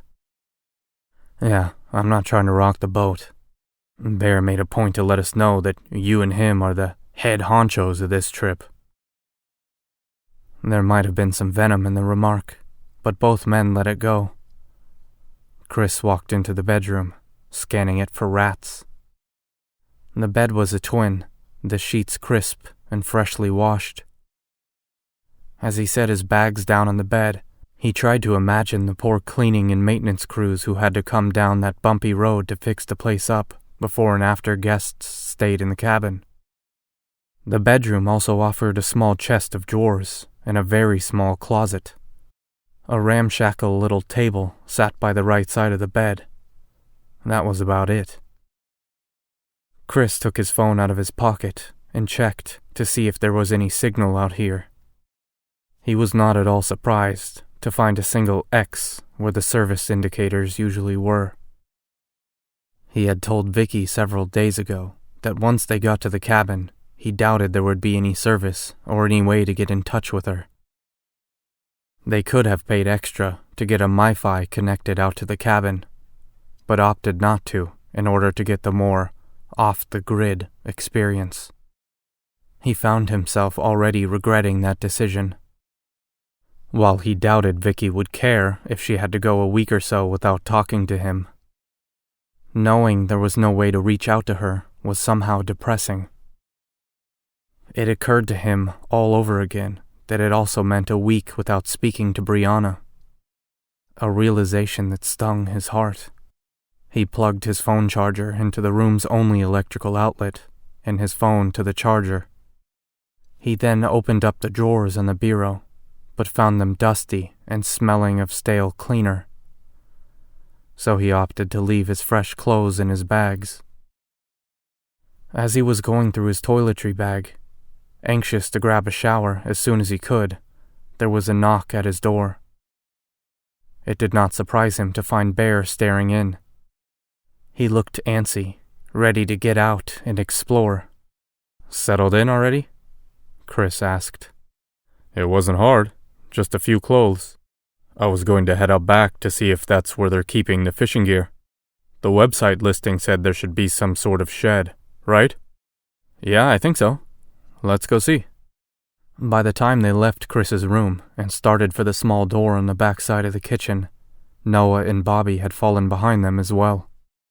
With a stirring of excitement in the air, all four of them had grabbed their first beer of the trip. All except Bobby, of course, as he was already on his way to being buzzed, and headed outside. Standing on the back porch, Chris saw that there was a fire pit not too far away from the steps. Several rugged and wooden chairs circled it, the sort of chairs made by hand and not in some factory. On the back porch itself stood an old charcoal grill and a few of the same chairs that were positioned down in the yard. The shed they'd come out to see was really nothing more than a large storage closet of sorts that had been built into the side of the porch. The sort of thing some people parked lawnmowers in back home. The twin doors were padlocked together, but Bear had collected a key for that as well. He popped the lock and swung the doors open. The interior of the shed was surprisingly clean, with a wooden floor and a variety of hooks on the wall. The shed itself was no larger than a small closet, stocked with 8 different fishing rods and 2 tackle boxes. There was also a strange device propped up in the corner. It looked like a very large corkscrew, the height and width of a shovel. Chris was pretty sure this is what they used to drill a hole in the ice out on the lake. He'd done some very limited reading on the topic and was pretty sure it was called an auger. He supposed the electric drill propped by the wall was used to bore it into the ice. "Well, this is certainly fascinating," Bobby said from behind them. It was clear that he was being sarcastic, taking a long hard pull from his beer after saying it. Bear ignored him and looked over at the tackle boxes. Chris watched over his shoulder as he checked the contents. There was plenty of fishing line, weights, hooks, and scaling knives. There were 3 tackle boxes, all fully equipped. It seemed that the minimal nature of this cabin was being made up in the overwhelming contents of the fishing supplies. Content with their equipment, Bear closed the doors and reclasped the lock. As he did, Chris took a look around the brief stretch of backyard beyond the fire pit and the chairs. The trees towered over them, swaying slightly in a barely there frigid breeze. The chill in the air was getting more bitter as night approached, but there was something almost comforting about it. Chris had often wondered if there was some deep, buried need in every man to be alone, isolated in nature, leaving the trappings of the real world behind. He thought he could feel that sort of primitive leaning stirring within him as he took it all in. And as he walked back into the cabin, at least 18 miles away from the next living person, he warmly welcomed that part of him. Over the course of the next few days, he hoped to get better acquainted with it. Night came slowly at first, but once the first tinges of darkness had crept in, it fell quite fast. It was almost as if the stripped and towering trees had summoned it, and then, when it had gotten close enough, pulled the night down on top of their frigid corner of the world.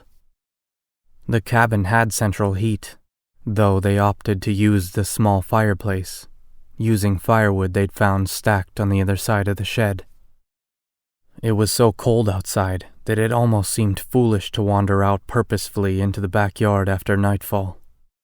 But that's exactly what they did, firing up the grill and huddling around the fire pit. Chris felt almost like a child again, warming his hands around the pit while Noah manned the grill.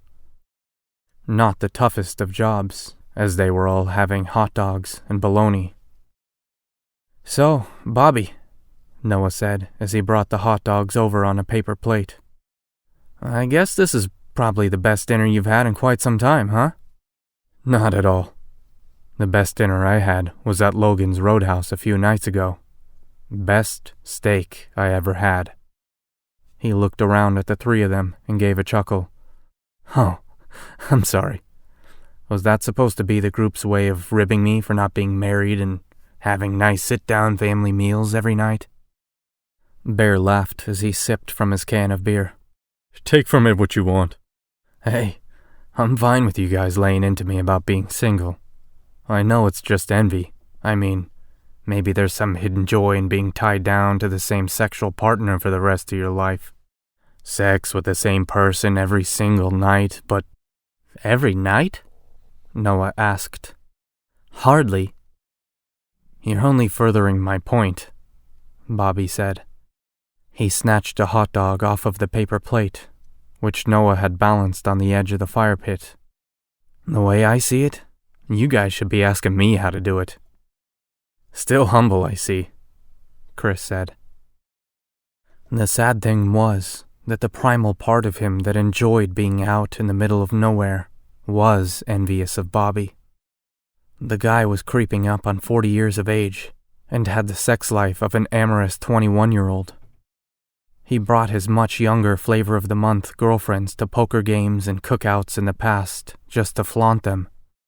And while he often bragged of his exploits, there was the one in particular he tended not to brag about, but they all knew about it anyway.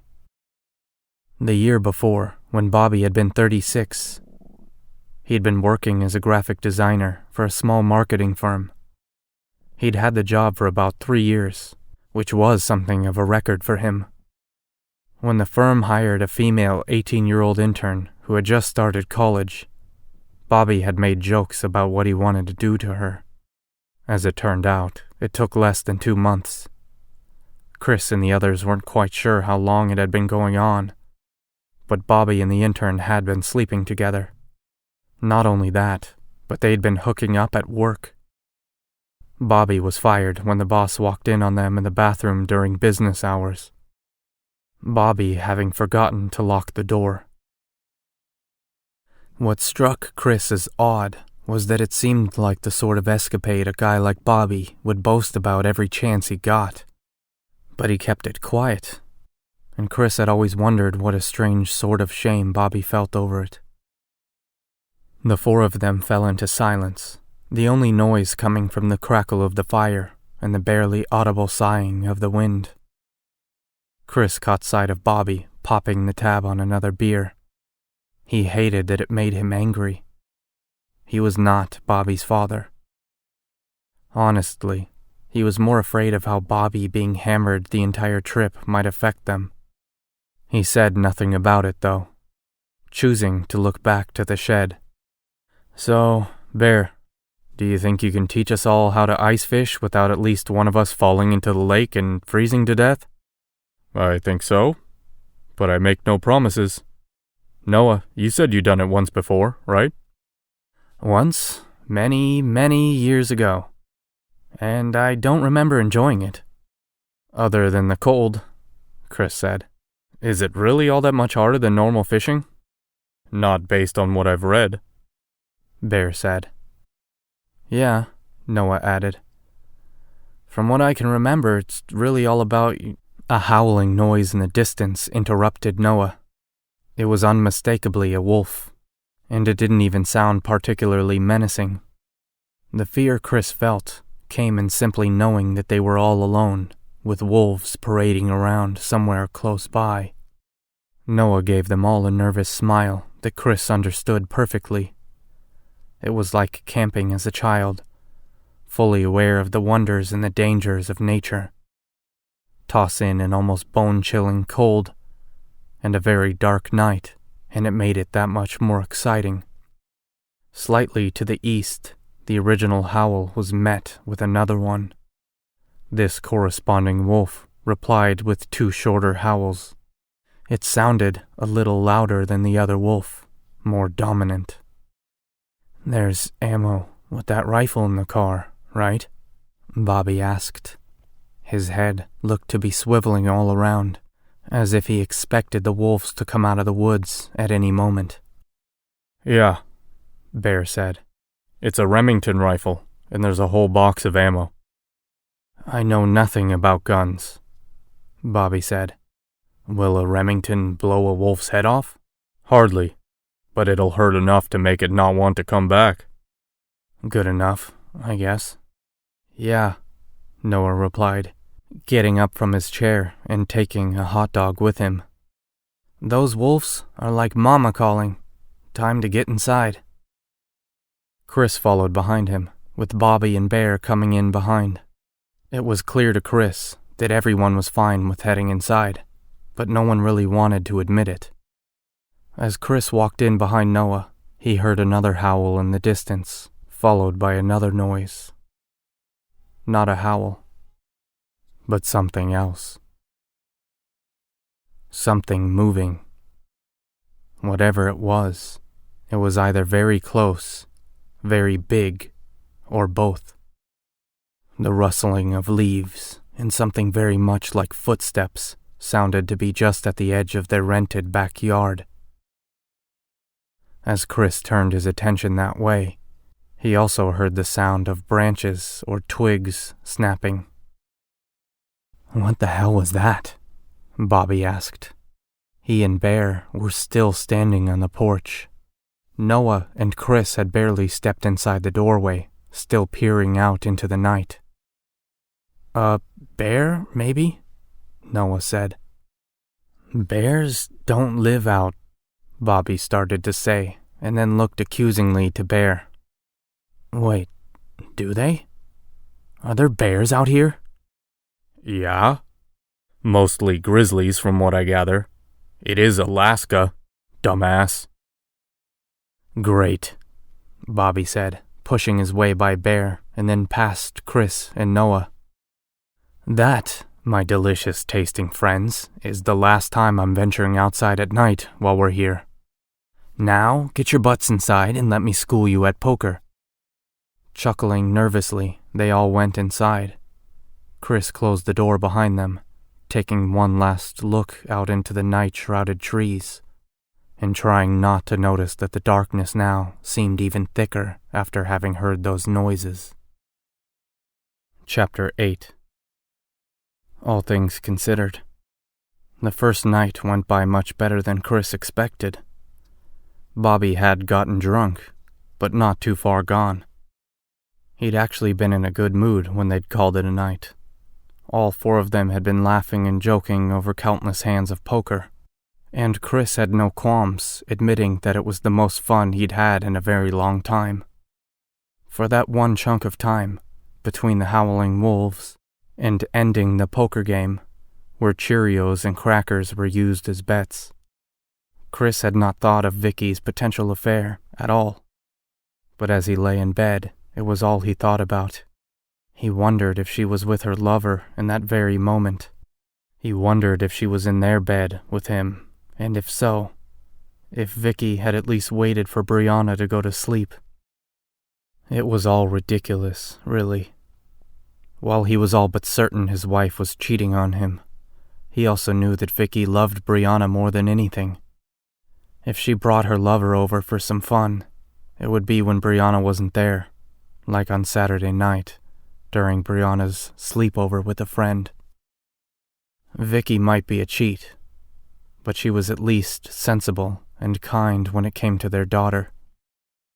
He wasn't sure how long he'd been pondering these things. What he did know was that lying in bed at night while tortured by what-ifs and worst-case scenarios had a way of devouring time. He rolled over in the surprisingly comfortable bed and checked his phone. It did not surprise him to see that it had somehow come to be 1:20 in the morning, about an hour and a half after they'd called it a night. He set the phone down and closed his eyes again. Almost right away, he heard a distant noise from outside. More howling. He thought it might be the wind, but the wind didn't seem to be blowing at all. Other than the distant howls, the faint crackling of fire from the fireplace in the living room, and Bobby snoring, the entire setting was quiet. For a while, he thought he felt that pleasant pull behind his eyes as he started to fall into sleep. But then his bladder reminded him that he'd had 4 beers and a glass of water before bed. Chris got out of bed with an irritated sigh. He was dressed in jogging shorts as he left his room and ventured out to the main bathroom. He was so focused on getting to the bathroom by the faint light coming from the fireplace that he almost didn't see the shape sitting at the table in the kitchen, before he realized that it was just Bear. He was scrolling through something on his phone, looking up rather guiltily, when he heard the slight noise of Chris's startled surprise. "Sorry about that," Bear whispered. "No worries," Chris said, a bit embarrassed. "If the bears don't kill me, maybe a heart attack will. What are you doing out here?" Bear shrugged, a gesture that looked far too lazy and childlike for a man of his size. "Couldn't sleep. I usually have a hard time sleeping in a new place." Chris looked back over toward the sofa to where Bobby was still snoring. Maybe he's onto something. Maybe we just needed to get hammered. "I'll keep that in mind for tomorrow night. What about you? Can't sleep either?" Pretty much. Too much going on in my head. I can't turn my brain off. "I have a feeling none of us will have that problem tomorrow. Walking out in the cold takes it out of you." Bear hesitated a moment and then looked across the table at Chris. With the only light coming from Bear's cell phone and the fireplace in the living room, he looked like a ghost. "Can I ask you something?" "Sure." "Do you feel weird about this place?" "You mean aside from it being located right at the edge of the world?" Bear grinned and nodded. "Yeah. Besides that." I don't think so. I mean, yeah, I feel isolated, but that's sort of the point of being all the way out here, right?" "Yeah, that's right. It's just, I don't know. Things feel tense. Weird." "I guess so, but no more tense than riding in that damned plane to get out here. Stepping onto that rust bucket might have been one of the most terrifying moments of my life." "Don't talk about old Sally like that. Also, keep in mind, you have to get back on that plane to make it back home." "Wonderful." He let the good-natured comments settle a bit before he added, "Seriously, Barrett, are you okay?" Bear cringed at the sound of his actual name. His friends reserved the use of it for more serious matters. "I'm fine. Maybe I wasn't as prepared for the isolation as I thought.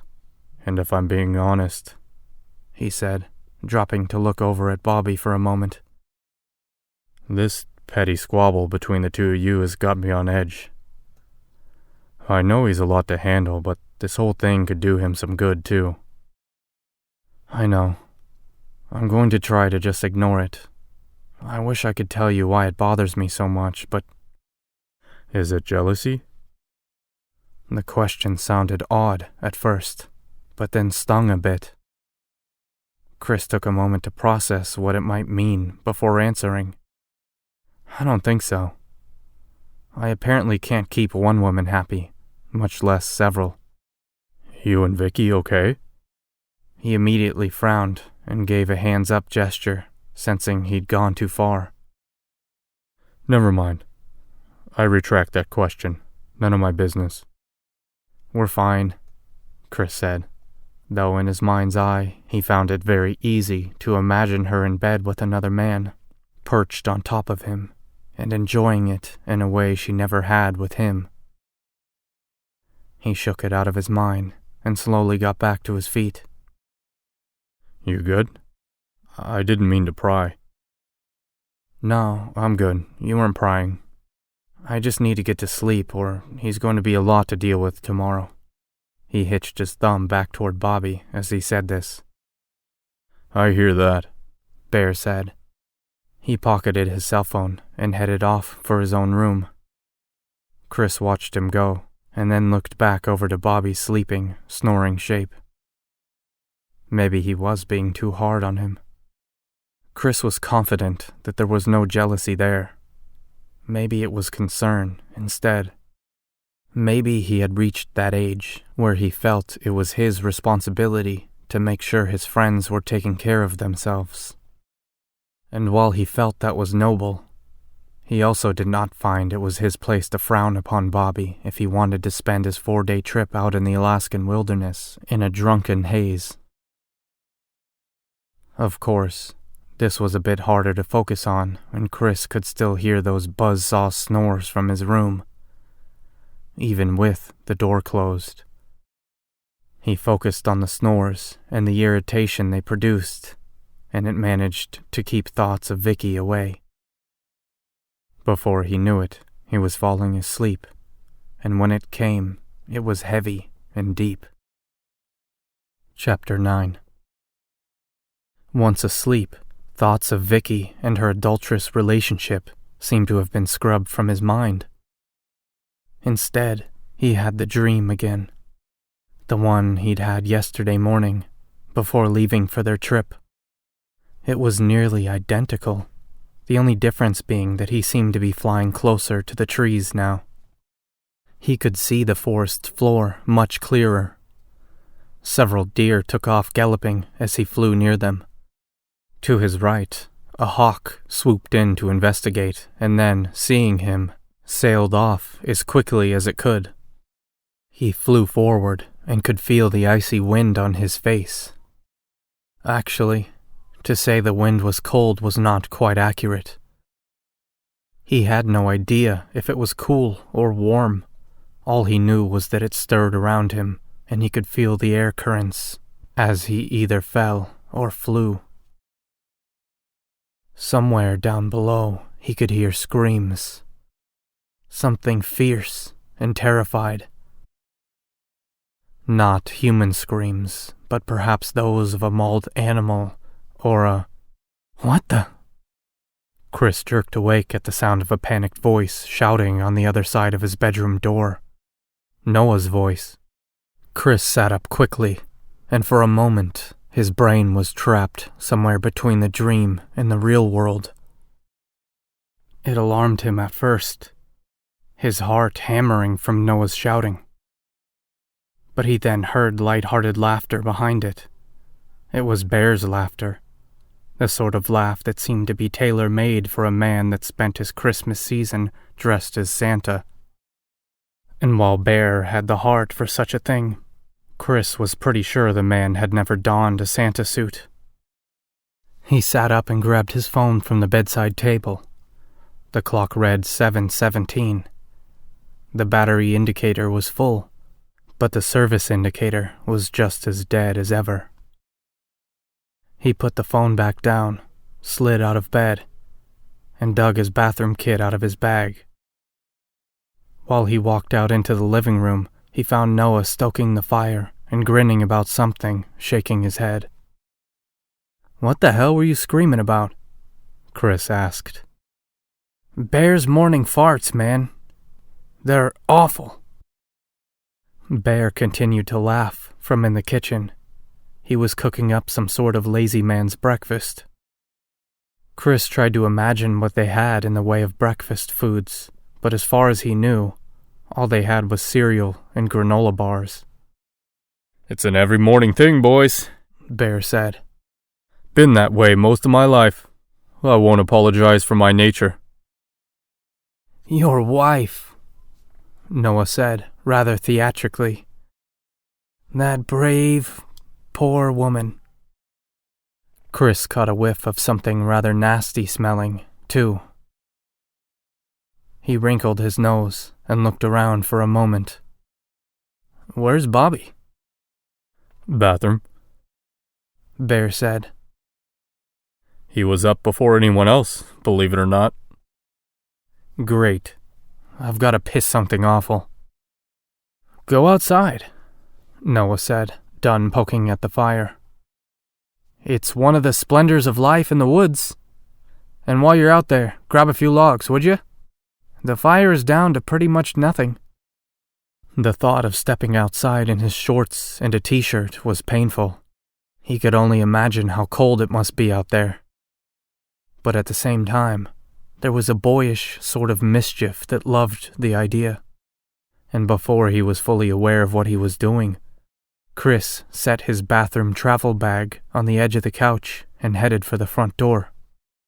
"Remember when you head out," Noah said, "that the cold is going to make things shrink up. No need to start feeling bad for yourself." Chris scoffed at this, not sure how he felt about the cabin sounding like a middle school locker room. He opened the door, stepped outside, and instantly stopped in his tracks. He stumbled backwards, a shout of surprise crawling up his throat, but getting stuck. His eyes and brain frantically tried to work together to make sense of what was waiting on the porch. In the end, the only thing that came out was, "Jesus." "Too cold for you?" Noah asked. "No, it's..." He stood in the doorway, looking out. What terrified him wasn't what he saw, although it was extremely bad, but the fact that he almost stepped on it.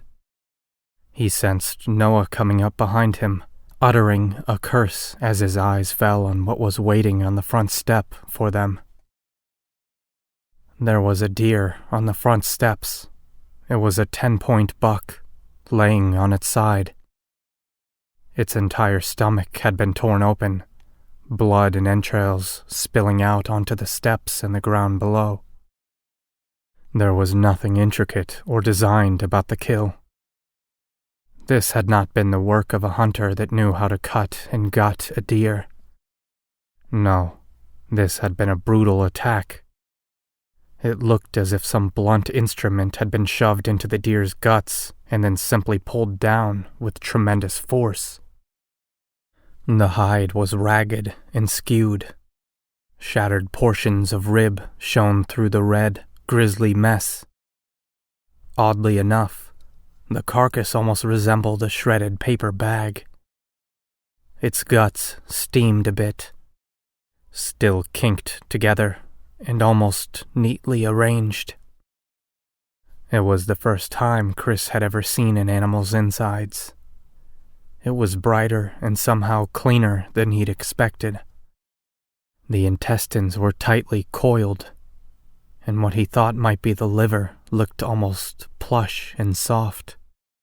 If not for the copious amounts of blood, it might have been fascinating enough to stand there and study for several moments. Bear joined them at the door. "Good Lord," he said. "I don't remember ordering this." He was trying to be funny, but Chris heard the worry in his voice.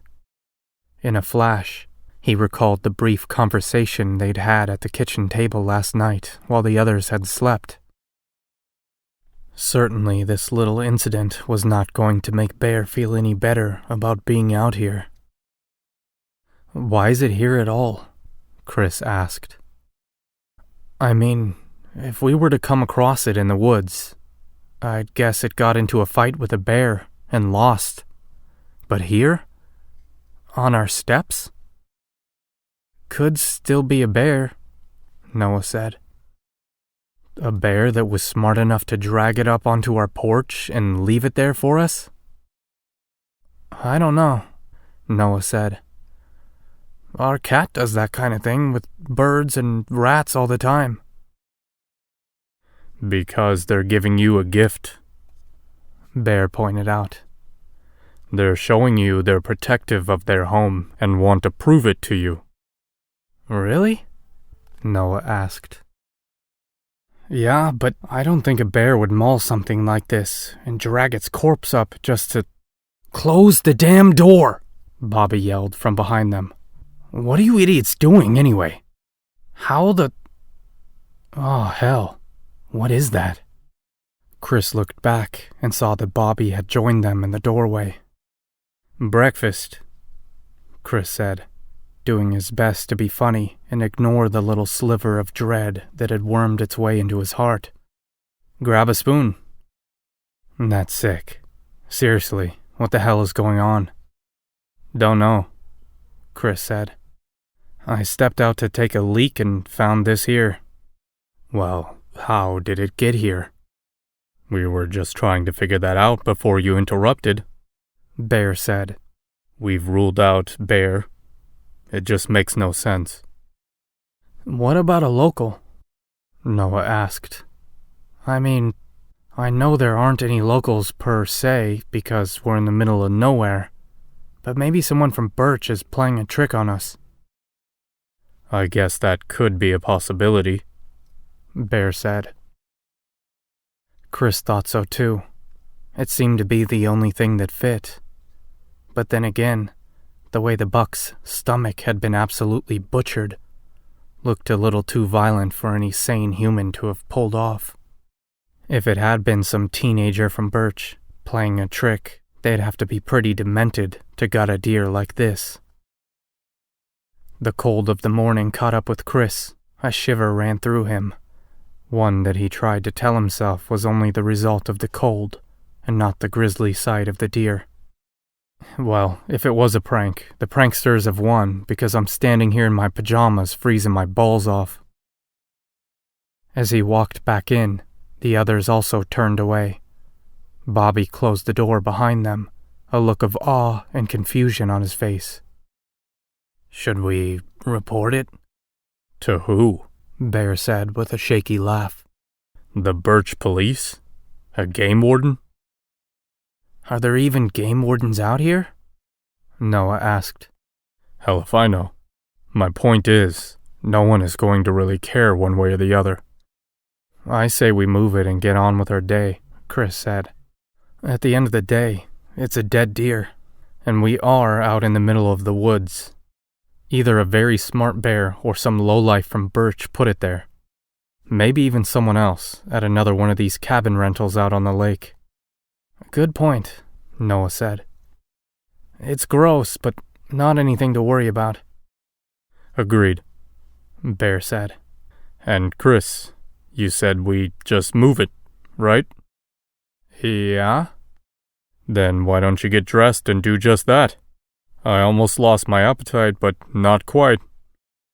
And with that simple comment, the tension was mostly diffused. Yes, there was a badly mauled deer on their steps, but shutting the door on it had basically erased the matter. Out of sight, out of mind. It was like when Chris forced himself to shut a mental door on worries about his marriage or his concerns about Bobby's drinking. He picked up his bathroom kit from the edge of the couch and headed into the bathroom. As he closed the door behind him, imagery from his dream flipped through his head as if someone was thumbing through a magazine. For a moment, he saw the sprawling forest in front of him rather than the bathroom wall and small mirror over the sink. He saw a group of deer running, saw the curious hawk and the trees passing by in a blur of green. And then it was all gone. He braced himself against the toilet for a moment as his head felt heavy, dizzy. He steadied himself with a deep breath and got ready for the day, though the sight of the buck's glistening insides was never far from his mind. Chapter 10. Just as Chris figured, Bear was there to help when it was time to move the deer carcass. While Noah and Bobby were in the cabin packing down the cooler for their day out on the lake, Chris and Bear moved the deer away from the steps. It was heavier than Chris had expected, and the body had gone stiff. From the cold or rigor mortis, he wasn't sure. He took the front and back legs on the right side of the body, and Bear took the left side. When they moved the body, the insides came sliding along with it. More of its offal unspooled in a way that would have been almost comical if not for the noise it made. Chris had a strong stomach, but seeing something like this made him wonder how men could skin and dissect these animals after a kill. He understood the allure of hunting, and though he'd never been in any real capacity, he appreciated the nature of it. But when it came to slicing into an animal and stripping its insides for meat, he could not wrap his brain around it. The sight of the deer's insides dragging behind it as he and Bear carried it to the edge of the woods didn't help. "Not here," Bear said as they came to the tree line. "A bit further out, if you don't mind. I don't want to be looking at this thing for the rest of the trip, and I certainly don't want wolves thinking the edge of our yard is a snack bar." Chris nodded his agreement, and they carried the deer rather awkwardly about 20 yards into the trees. When they placed it on the ground, Chris looked over to Bear and said, "This is it. I'm not digging a hole for it." "May you rest in peace," Bear said to the corpse, kicking dried leaves up onto it. They walked back together through the woods to the cabin, where they found Bobby and Noah waiting. Noah gave them both thermoses of coffee, which he'd made from the water he'd boiled in a kettle, and some of the absolute worst instant coffee Chris had ever tasted. Another of their purchases from back in Birch. They'd also already taken it upon themselves to get out 4 rods and reels from the shed, as well as 2 of the tackle boxes. There were also 4 mesh folding chairs, and of course, Bobby's cooler of beer. All eyes turned towards Bear, as he'd done most of the planning. He had known the roads to take out of Birch, the rental plane company to use, and, as such, he'd also looked around online for trailheads and experiences from previous travelers. "Lead us through yon wilderness, Daniel Boone," Bobby joked. Bear took a piece of paper out of his pocket and unfolded it. It was a simple sheet of notebook paper with a few scrawled directions. He eyed it for a moment and then used an app on his phone for a compass before he started to walk. "How long of a walk are we talking about?" Noah asked. Chris could tell the question annoyed Bear. They'd gone over most of this in the SUV between here and Birch. But Bear did his best to hide his irritation as he answered. "Just about a mile. There's a thin trail somewhere up ahead that should lead us directly to the edge we want to hit up." "That's not so bad," Bobby said. "Hell, the scenery makes it worth it."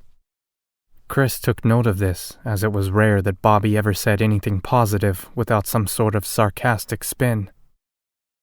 Besides, he was absolutely right. The stripped trees that reached far up into the sky were so closely grown together that they seemed to blend into a canopy overhead. As for the firs and spruces, their luxurious-looking green spreads seemed to almost glow among the cold, stripped nature of everything else. Chris spotted a grove of what he thought were firs a good distance away to their right. The green needles looked like some living, breathing thing way out there. The sky overhead helped paint the scene as well. It was bright blue, broken up only by a few determined streaks of clouds. The sun was beating down on them, giving the forest a fantastic glow. But it did not feel like much of its heat was reaching them. Still, they had all bundled up, almost to the point of extreme measures. Or, Chris supposed, the exact way someone would expect inexperienced men from California to bundle up in preparation for the frigid Alaskan temperatures. They walked mostly in silence, as each man appreciated the scenery in their own way. The air was cold.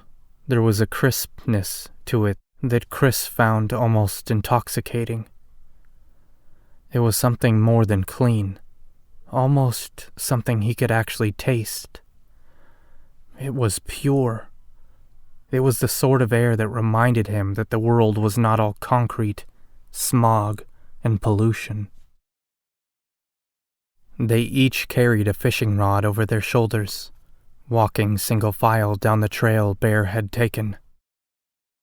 Chris, bringing up the rear, figured they must look like some weird platoon of soldiers, lost in the wilderness. He again felt the boy-like excitement stirring within him, the same excitement that exists in children racing through the forest with little plastic guns, acting out imaginary wars. He supposed they weren't much different from that, really. Only Bear had any real experience with the great outdoors, and even he would admit his knowledge was limited. And Noah's one single experience with ice fishing, when he had been a child, was probably not going to help much. In that respect, maybe they were nothing more than little boys venturing out into the unknown for an experience they could take back home to their family and friends. It took about half an hour for them to reach the edge of Maupin Lake. When they came to the shore and looked out onto the frozen water, another silence fell among them. This one was odd and filled with wonder. Chris thought it was almost like the quiet that fell in church when the pastor called for prayer. Further out, beyond the flawless expanse of mostly frozen water, there were the white peaks of mountains. They were simple, but beautiful, and Chris found himself slightly ashamed that he didn't know the name of the mountain range he was looking at. The Chigmit Mountains, maybe? He wasn't sure.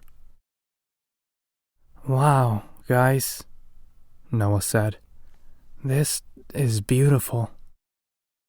"Yeah, it is," Bear said. "That ice looks like a perfect crystal, don't you think?" "Yeah," Bobby agreed. "Now, let's go drill some big-ass holes in it." One by one, they stepped forward, making their way off of the shore and onto the ice. When both of Chris's feet were on it, he experimentally stepped forward with great caution. He grinned the entire time, slowly getting used to moving around on the ice in boots that were absolutely not made for traversing a frozen Alaskan lake. He wondered how the locals would react to the four inexperienced men crossing the frozen lake with basic shoes, warm clothes, and borrowed fishing rods. Bobby was in the lead, with Bear following close behind.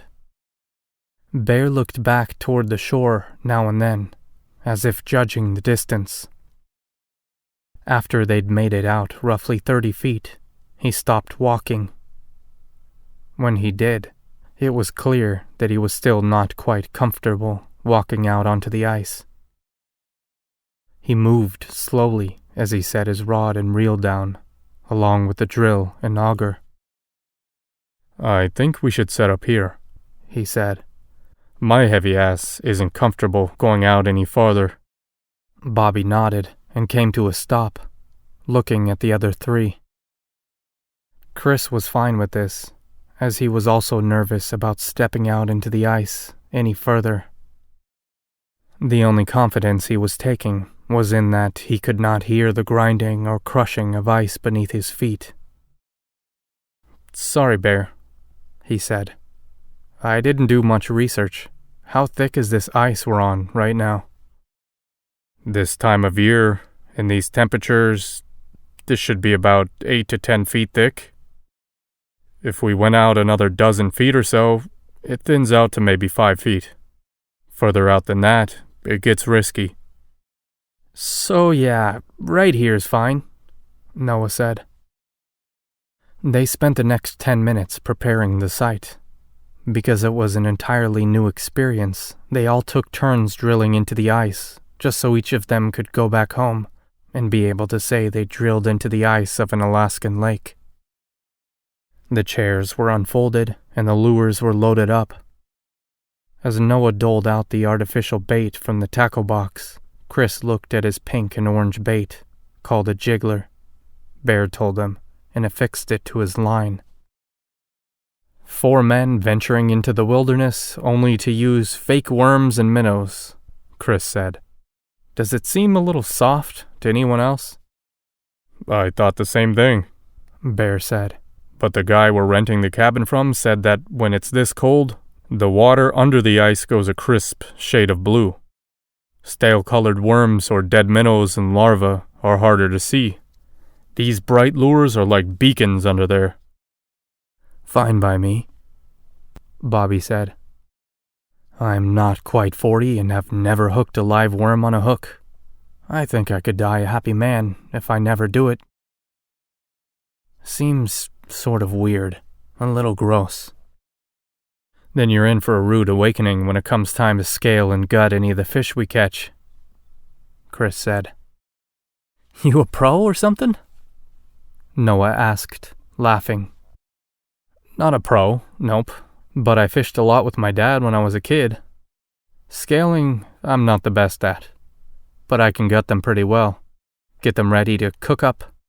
Don't take this the wrong way, Bobby said, but I find that hard to believe about you. Chris said nothing to this as they positioned their chairs around the hole and started to put their lines in. Bear was the last to do so, and when they were done, they settled into their chairs.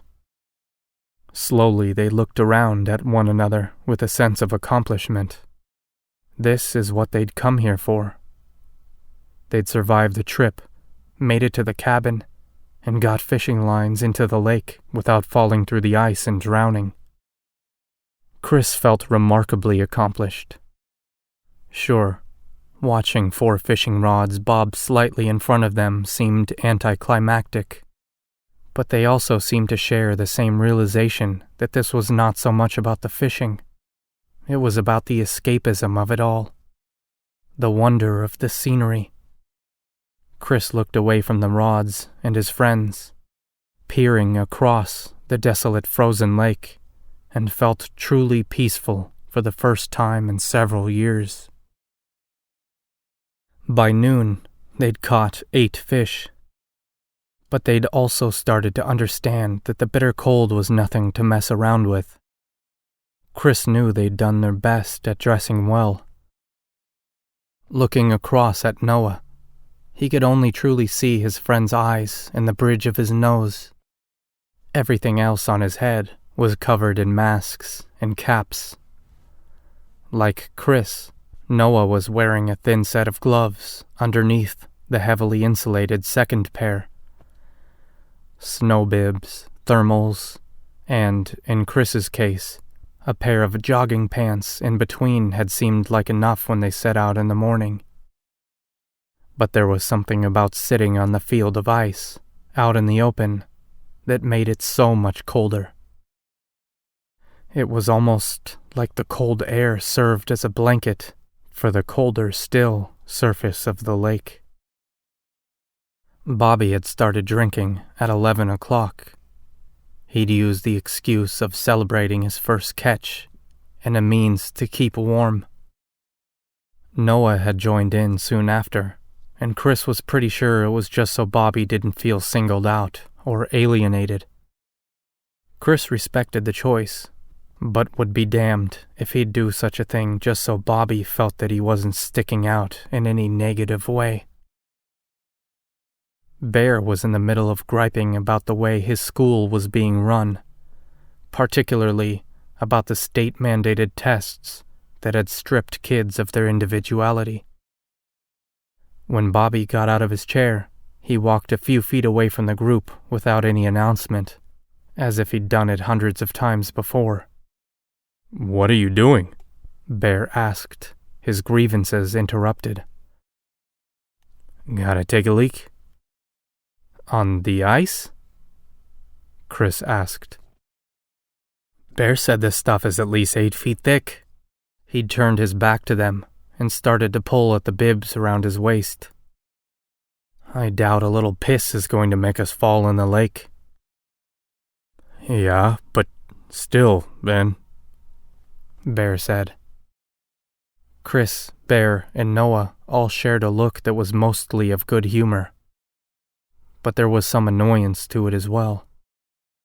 It was a feeling that only intensified among them when Bobby came back and retrieved another beer from the cooler. His 4th so far. He also opened up a pack of crackers and started munching on them. As he did, He made a very dramatic presentation of shivering. "How much longer do you guys plan on being out here?" he asked. "It's cold as hell, and the smell of fish is starting to get to me." "I figure another couple of hours," Bear said. "Everyone okay with that?"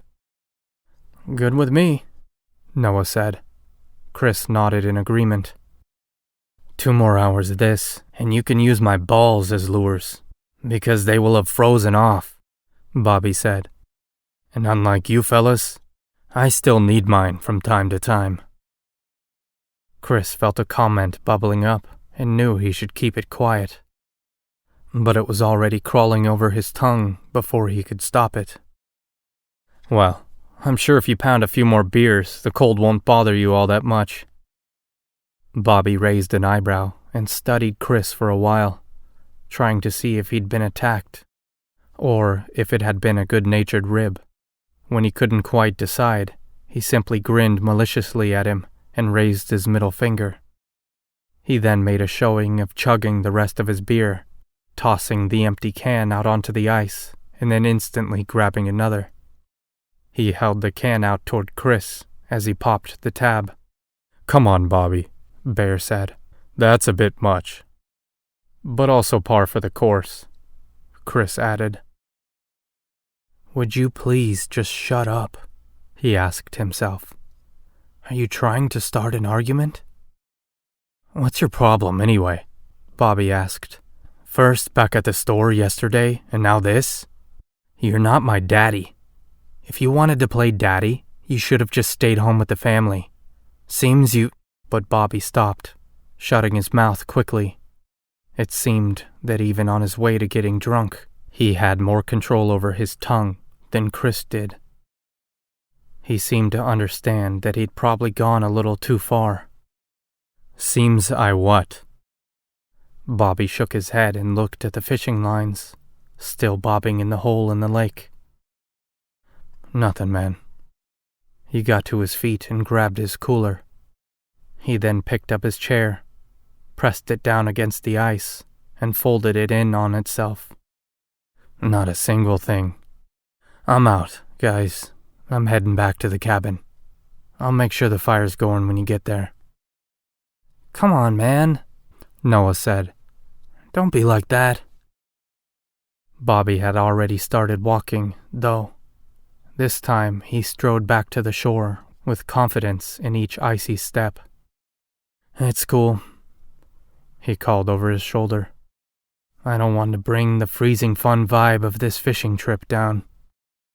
They watched him go, cooler swaying in one hand, beer can in another. "Not bothering to take his pole back, I see," Chris noted. "Selfish prick." When Bobby was out of earshot, Bear sighed and looked to Chris. "Look, he gets on my nerves too, but you know him as well as I do.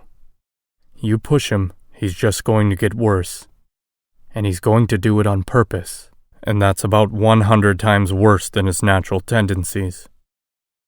"I know, I don't know. He's been rubbing me the wrong way lately. And you know what?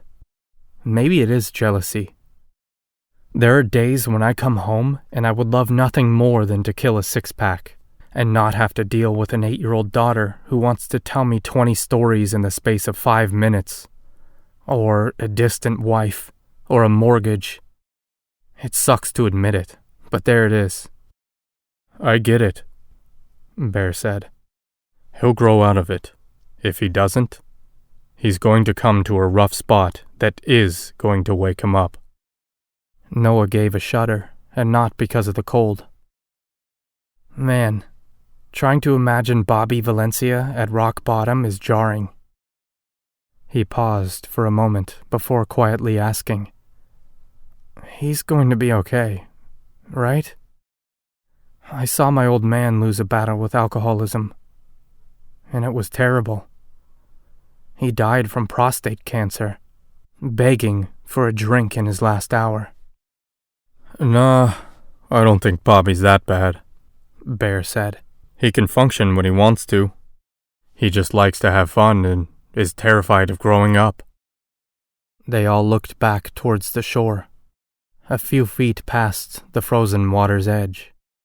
It looked like the tall, gnarled trees were swallowing Bobby, and deep down in his heart, Chris could not deny that he very much wished that was the case.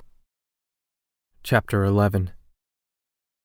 Chris, Bear, and Noah arrived back at the cabin shortly after 4 o'clock that evening. In addition to the poles, chairs, and tackle box, they also carried a cheap plastic cooler, also pilfered from the storage shed behind the cabin. They filled the cooler with the day's catches, which had come to a total of 14 fish, much more than Chris had been expecting.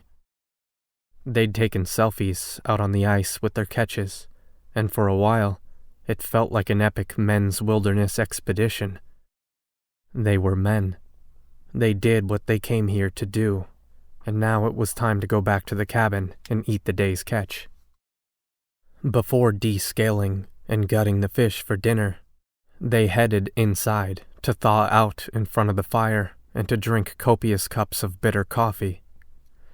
They were inside for no more than 3 minutes before anyone realized that Bobby wasn't there. There was plenty of evidence that he had been there, though. Wet tracks by the back door, the wrapper for an oatmeal pie sitting on the counter, and the fire had been stoked. But as for Bobby himself, there was no sign. "Well, he couldn't have gone off very far," Noah said. "And he doesn't have the best sense of direction." "That's what concerns me," Bear said. "Remember what Jay said? There are even locals that can get lost and turned around in these woods. A half-drunken Bobby out there doesn't paint a pretty picture." Chris agreed, and though he was irritated beyond belief with Bobby, understood the danger he could be in. He thought of the wolves they'd heard last night, and the fact that there were potentially grizzly bears out there as well. He did his best to ward off the creeping worry building up in his guts as he downed his second cup of coffee. In order to keep his wits about him, he got to his feet and looked to Bear and Noah. "You guys get the grill started, and I'll work on the fish." Bear seemed a little perturbed that he was overlooking Bobby, but then seemed to understand. He nodded and stood up from the couch, getting his coat from the hook by the back door. He didn't look particularly thrilled about the situation, but he wasn't in freak-out mode just yet. Chris was pretty sure he was seeing what Bear must look like when dealing with unruly kids at school. Noah, though, apparently a little slow today, looked at both of them as they were the cruelest people on earth. "What about Bobby?" "If he's nearby, he'll smell the fish cooking on the grill and come back," Bear said. "If he's too far away to smell it, there's little we can do for him. It's not like we can call the police. If you haven't noticed, there's no cell service out here. I hate to say it, but I'm pretty sure he's just lurking right around the edges of the woods, along the yard. He just wants some attention." The more Bear went on, the more dire the situation felt to Chris. By the time he went out the back door with a few knives from the silverware drawer, he was starting to feel the first true pangs of fear. He saw the slaughtered deer by their front door in his mind's eye, and it was all too easy to superimpose Bobby's face onto it. Where did that idiot go? He wondered as he set out to prepare the fish for dinner. As he started scaling the fish outside on a cutting board that had clearly been used for similar activities in the past, his mind started to wonder exactly what Bobby could have gotten into. Had he realized what an ass he'd been and tried to come back out to the lake, only he'd been unable to find it? It would be pretty hard to miss the trail leading to the lake, though Bobby had been close to drunk when he'd left them. And it was a pretty respectable distance to walk. Bobby could have walked half a mile, thinking he'd gone 3, and then turned around. Chris figured if this was the case, there might be enough scant snow and frost on the ground to show some evidence of his footsteps if they wanted to go out searching. When Bear and Noah had the grill going, charcoal alight and burning, they came over to the butcher board to help. Chris wasn't at all surprised to find that Bear knew how to scale, gut, and properly prepare a fish. They had a dozen filleted fish ready in a surprisingly short amount of time. He wasn't aware of how hungry he truly was until Bear put the fillets on the grill and the aroma drifted up into the air. He hated that they didn't have any seasoning to properly flavor the meat, but he supposed you were supposed to forego such extravagances when you were roughing it. When the fish was ready, they ate quietly inside, with only ketchup to flavor the fish. They were each drinking a beer, but the conversation was lagging, weighed down by Bobby's absence. The grilled fish was much better than Chris had expected, and it almost took his mind off of Bobby. He peered through the window and saw how quickly it was getting dark. True nightfall would be on them in less than an hour. "I think we need to go out looking for Bobby," Chris said, hating to admit it out loud. "If it gets dark, and he's still not back." "Yeah, it's getting more and more dangerous the longer he's not here," Bear said. "Damn it, we should have gone looking earlier." "How long do you think he's been gone?" Noah asked. "Let's say he left the cabin an hour after he got back from the lake," Chris said, looking to his watch. "If that's the case, he's been out there for almost 4 hours by himself." "And even if he left moments before we got here, and we just missed him by a few minutes," Bear said, "that would be 2 hours. Noah crossed his arms and looked over toward the door. "Okay, I'll go ahead and say it. I'm scared for him." Bear shoved an immense piece of fish into his mouth and got to his feet. "Me too. So if we go looking for him, I think one of us should stay here just in case he comes back. I'll drive back down the road toward Birch and see if I can find him. And if not, I guess I'll go all the way into town and see if I can call a..." He was interrupted by a banging noise from the front porch. It startled all three of them, and for one paralyzing moment, Chris knew without a doubt that it would be Bobby's butchered body. Just like the deer from this morning, something would have killed and gutted him, delivering his corpse to their front door. But then there was another thumping noise, followed by the rattling of a doorknob. With a shriek of wood on wood, the front door opened and Bobby stepped into the cabin.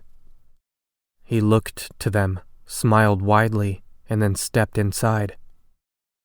He hesitated for a moment, made a pff sound, and then turned back to the door after realizing he'd left it open.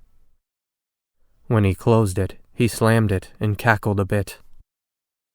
"Hey there, mighty fisherman," Bobby said. It was clear from those 4 words and the lumbering steps he took that he was drunk. Very drunk. He was carrying one of the cabin's cheap plastic coolers in his right hand. It swayed the same way his legs did as he took another step forward. His nose was red, and though he looked a bit tired and worn down, there seemed to be a bit of muted joy in his eyes. Chris looked back to the cooler. He figured it had likely been full when Bobby had ventured out, but was now either empty or filled with drained beer cans. "Where have you been, Bobby?" Bear asked, with a bit of a growl in his voice. "Walking." Bobby came over to the table and dropped the cooler on the floor. The lid came slightly askew, and sure enough, Chris saw at least 3 opened and empty cans at the top. "You could have left a note or something," Chris said. "We were about 5 minutes away from coming out to look for you." "Oh, that's sweet," Bobby said. He cackled childishly as he sat down at the small kitchen table with them. "But I didn't know we had a curfew." "No need to be an ass about it," Bear said. "Just shut up and eat." Chris, though, wasn't about to be so forgiving. "So you just decided to go out and walk around these cold, unfamiliar woods by yourself? No note, no message of any kind? Screw us, right? Let us worry." "Hey, I figured I'd give this scenery another chance. Thought it might be nicer without you jerks ruining it for me." "Was it?" Bear asked, still snippy, but not quite confrontational. "Sure," Bobby said, reaching out and grabbing up a piece of fish. "I'm not sure which way I went. West, I think. Got a good shot of the mountains. Tell you though, I think Bear's right about the grizzlies." He chomped at the fish and gave them a wide-eyed look. "I saw 3 other deer, just mauled to pieces. A wolf, too. That's what got me to come back. That wolf's face had been pulverized." "Wait," Noah said. "You mean like the deer this morning?" Bobby nodded drunkenly, swaying a bit. He smiled maniacally and swayed a bit more, leaning against the wall while still seated at the table. "This wolf, though, the face was all smashed up. Its teeth, they were everywhere, man." He then shifted his eyes drastically at Bear and Chris. "And that's what got me back. Well, that and the curfew I apparently have. What did you morons think? That I wandered off into the woods all sad because we had a fight? Neither of you is worth that." The tone of his voice indicated that he was joking, but something about it stirred Chris up. Rather than saying things he might later regret, he stood up from the table and started heading toward his room. "You headed off for a walk alone in the woods, too?" Bobby asked. "Nope, just going to my room." Don't leave, man. I didn't mean to come in and break up this beautiful dinner party. Come back to the table." "No, I'm good." Chris continued back to his room, though the boiling irritation inside of him was begging to be let out, to just lay into the selfish display Bobby was putting on. He couldn't remember ever feeling so angry at a single person. But some other part of him was pretty sure Bobby wanted someone to react to him. He wanted the attention, just like Bear had suggested moments ago. And Chris did not want to be the person to give it to him. "Hold on," Bobby said, raising his voice. He stood up on wobbly drunken legs and looked around the room as if a bomb had gone off. "Is this what the trip is really going to be like?" The words, "is this," came out in a drunken slur, sounding like, "is this?" "I know you guys are a few years older than me, and you're all married and sad, but can't we have some fun?" "That's what we've been trying to do, Bobby," Bear said. "So why is everyone so mad at me? Fun looks different for me. I mean, look at you, all of you. What's next? We're gonna start knitting and playing bridge? Want to put on some records and dance with each other to Patsy Cline?" "Bobby," Noah said. "Come on, man. Calm down." But Chris had seen Bobby like this before. He was drunk and had already started a rant. He wasn't going to be silenced until he got it all out, for better or for worse. He got to his feet again, glaring at them. "I thought you all wanted to get out and have some fun."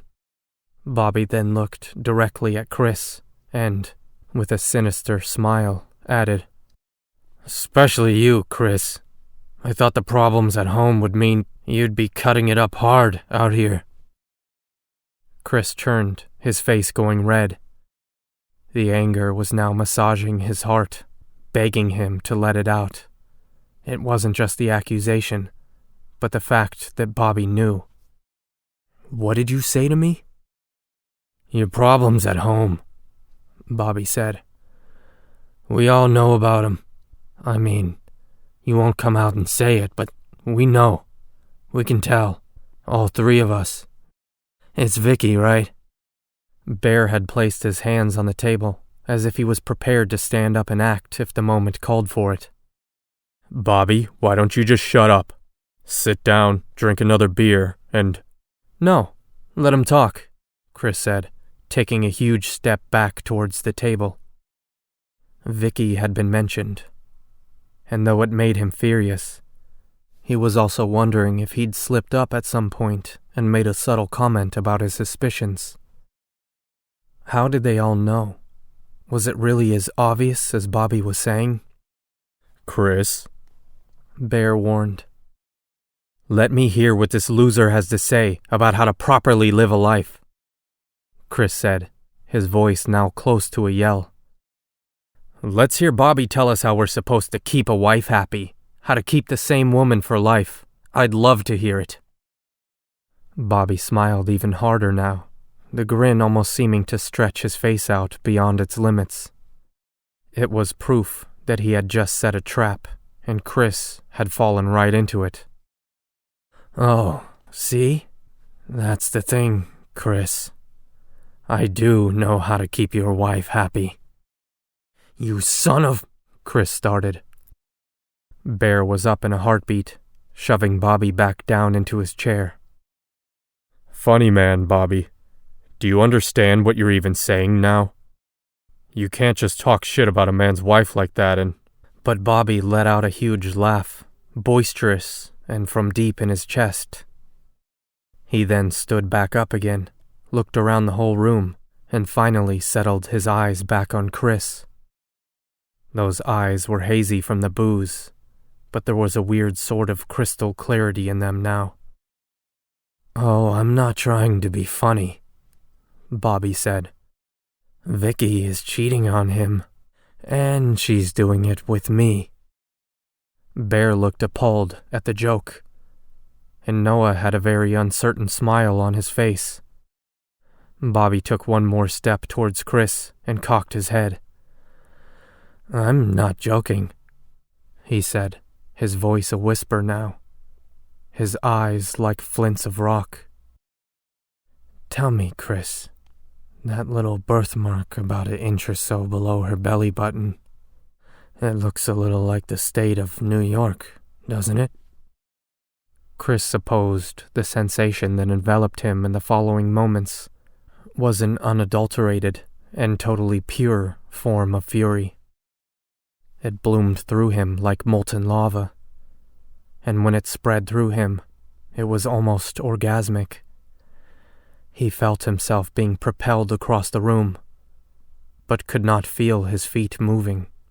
He knew his right arm was coming back, his fingers clenching into the shape of a fist, but he couldn't feel it. It all came crashing back in a flood of terrible anger when his right arm came sailing forward. His fist struck Bobby squarely in the jaw. The sound was almost like music. A crack, a snap, and then silence waiting for another beat. Later, Chris would look back on the moment and realize that both Bear and Noah had allowed him to get the first punch in. They both believed that the single punch, at the very least, was owed to him. The moment after his fists connected, Bobby went sprawling back against the table. Noah then grabbed Bobby, and Bear came at Chris, catching him in a restraint that was impossible to budge in, much less get out of. Chris felt a scream of rage rise up inside of him, but Bear's voice was in his ear, speaking calmly. "Let it go. I know it's wrong, and you want to hurt him. But he's not worth how it will make you feel tomorrow. You know I'm right." Chris struggled against Bear for a moment, his back to his massive friend's chest. He let out one growl of frustration and then stopped. Besides, what the hell was he fighting for? If Bobby was the kind of man Vicky wanted, let them have each other. He'd confront her on it as soon as they got home, start the divorce proceedings, and quickly start working towards seeking custody of Brianna. As Bear started hauling Chris back towards his room, Noah was dragging Bobby to the back door, maybe to get him on the back porch to cool off. Through it all, Chris didn't fight Bear. In fact, he didn't move so much as a muscle, even when Bobby started to laugh as he was carted outside into the dark cold of night. Chapter 12. So, what do you want to do? Bear asked. It was 10:15. Chris and Bear were outside, sitting around the fire pit. Chris was drinking a beer, but only because he needed it to calm down. Bear looked like a concerned father, his eyes darting back and forth from Chris, and then to the dark woods all around them. On occasion, he'd look back to the cabin, as if he were worried Bobby would come back out to start more trouble. "I don't know," Chris said. "I don't want to make everyone end the trip short, but I just don't see how I can wrap this trip up with Bobby here. Maybe in the morning, I'll have someone give me a ride out to the airstrip. I know it wastes half the day for whoever takes me there, and there will be additional cost to the trip with the extra airfare, but I think it's the only way for it to work." That's noble of you, but there's no way that's going to happen. Things will be tense between the three of us if you leave. I'd much rather Bobby leave, but I don't want to give him the ammunition to play the victim. Okay, so what then? I mean this sincerely, but I am open to any ideas you have. I have one, but first, I have to ask, is there any chance he's lying? Maybe, but I've had suspicions that Vicky has been cheating for a while now. And that detail about her birthmark, it's spot on. I don't know how else he'd know. Bear nodded, digesting it. Chris could tell that he was pretty much forcing himself to accept it as a fact. Then I think we all just call it a day tomorrow. Head out early. It can't be too hard to catch flights back on short notice, right? Besides, I think our friend Jay would like to see us again. He tried the last bit as comic relief, but it fell flat. I just don't want to be the reason the trip ends early, Chris said. You're not. That would be Bobby. Bear sighed and shrugged, his eyes wandering back out to the forest. Maybe we were wrong to bring him out here with us. There's no way any of us could have known it would be this bad. Well, maybe I should have known. But, well, I'm apparently not the most attentive husband. Don't you dare do that to yourself. Chris gave his own lazy shrug as he drank from his beer and looked out into the tangles of trees and darkness all around them. He then looked back at the cabin. Inside, Bobby was passed out on the couch, and Noah was standing guard, making sure Bobby didn't wake up and go searching for Chris to start more trouble. "How do I even go back home after this?" Chris asked. "I swear, if I didn't have Brianna back there waiting for me, I'd go somewhere else." Well, if we're ending this trip early, I'd hope you'd take me with you. Sure. Maybe Iceland? I've always wanted to go. Then let's do it. We'll end this one early, and then when you get your stuff straightened out back at home, we'll get to it. Maybe we'll even invite Noah. And we can leave the... He was cut off by the sound of something shifting very close by out in the forest. It was the sound of something moving quietly. A deer, perhaps. After what they'd discovered on their front stoop this morning, the idea of a deer being just a few yards away didn't do much to ease Chris's mind. Both men turned in that direction, and whatever was out there seemed to sense their eyes on it. The sound of its movement continued, but the noise tapered off. Whatever it was moving away from them. For a moment, it seemed that this was the end of the occurrence. Chris was already turning back towards the fire when he heard another noise. This one sent a chill racing down his spine for reasons he could not quite identify. It sounded almost like someone clearing their throat. Only there was something deeper to it, something more primal. Chris turned back towards the forest, but he also stood up out of his chair at the same time, ready to haul ass back inside.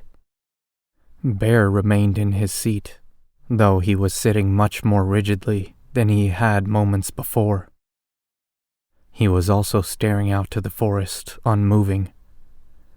Was that a bear? Chris asked. No clue. It sounded pretty close, didn't it? I don't know. I think so. I think it... The sound came again, and this time it sounded much more like a human. It was clearer this time, almost like a cough. Yet, it was clearly not human.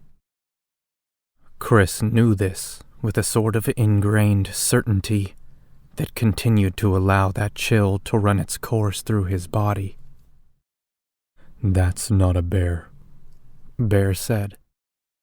The humor of the comment coming from a friend that everyone called Bear didn't strike Chris as humorous. Nothing was anywhere near funny at that moment. Anything else out in those woods that might make those noises? What do I look like, a wildlife expert? Bear asked. Then, a few seconds later, he added, I know that owls can make some pretty weird noises when they get spooked. But it's too cold out here for owls. The noise came again, this time accompanied with the snapping of twigs. Whatever it was headed further out into the woods, apparently scared off by their voices. I'm not sure what it is, Bear said. But it's more than enough reason for us to go back inside, that's for sure. Agreed. Chris picked up the little bucket of water they'd been keeping by the fire pit and extinguished the flames. As it hissed and crackled, and little plumes of smoke rose into the air, they walked to the back porch. Before heading inside, Bear stopped Chris for a moment. In the dark, confined to the small, cramped space of the back porch and standing so close together, Chris was reminded of just how big Bear Thompson truly was. Let's be real here, Bear said. Between you and Bobby, you're the most emotionally mature one. God only knows what sort of state Bobby is going to be in when he wakes up. If he mentions this thing with Vicky or tries to get under your skin, I need you to be the bigger man. Don't rise to it. You gotta punch in earlier, and let's leave it at that. Chris hated to be spoken down to, but he knew Bear was right.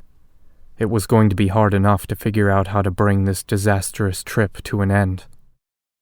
Endless bickering with Bobby was only going to make it that much harder. I promise absolutely nothing, Chris said, but I will try my best. That seemed good enough for Bear. He opened the door, and both men walked inside, where the warmth of the fire instantly did its work.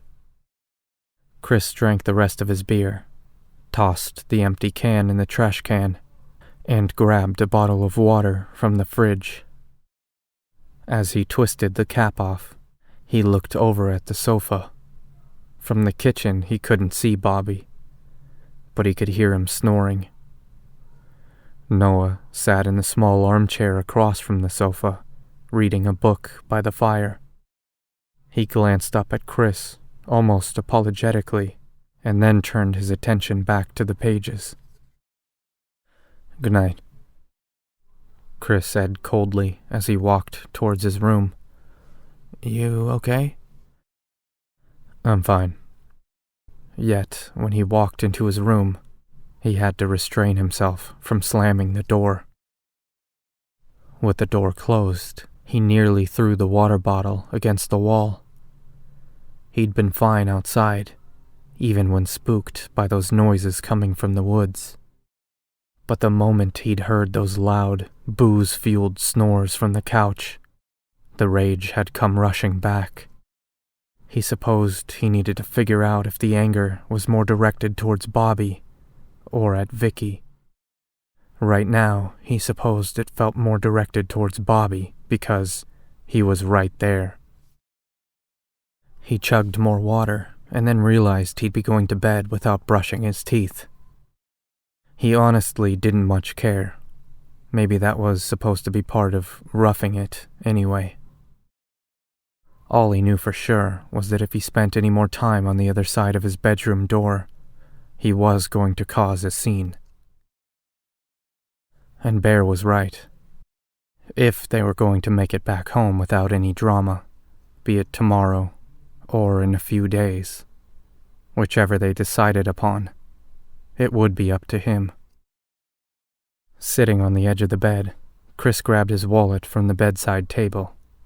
He kept 2 pictures in it, because, really, who kept pictures in wallets anymore? Just for the novelty of it.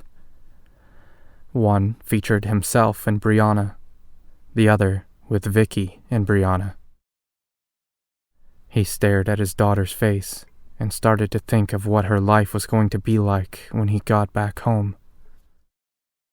She was going to be pulled through a divorce, and Chris was going to have to figure out a way to get through.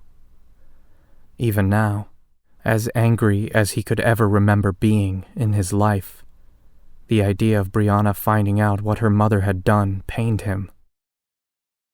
He wasn't sure he'd ever be able to bring himself to tell her. "I love you, baby girl," he thought, running his hand over the picture. He then tossed the wallet back on the table, turned out the lights, and fell into bed. It took him a very long time to fall asleep. He spent much of that time trying to figure out when Vicky and Bobby had been hooking up. Had she been meeting with him when she claimed she was going to the gym? Had she managed to find time to screw him when he'd been away at conferences or when she was supposed to be watching their daughter? Or maybe it had been every single night when she claimed she had to work late. And beyond that, there were other paralyzing questions. Namely, if she let Bobby do things with her that she had always refused of him. It all burned like coals in his guts, and sleep didn't come for a very long time. When it did, it fell on him like razors, taking him painfully. It was such a disjointed and broken sleep that at several points during the night, Chris thought he could hear that odd throat-clearing voice outside his window, carried by the sounds of heavy footsteps. Once, when he came out of sleep, he thought he could hear the crashing of cars, the wind of a hurricane, the moaning of his wife enjoying the feel of another man. But the blanket of sleep kept the harder edges of those sounds and nightmares away for the most part. They were distant, like faraway thunder. The closest one seemed to be the noise he and Bear had heard out in the woods. Something that almost sounded human. And now and then, he would turn fitfully in bed.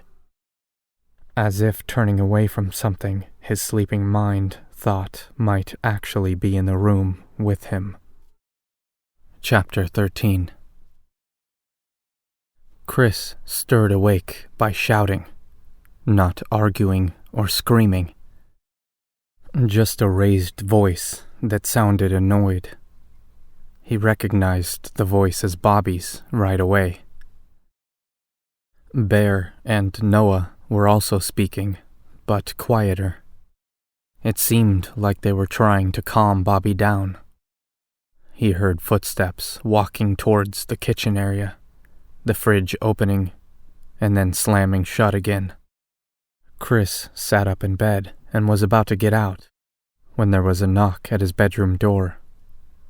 His sleepy mind snapped fully awake at once, assuming this would be Bobby, wanting to pick up where they'd left off last night.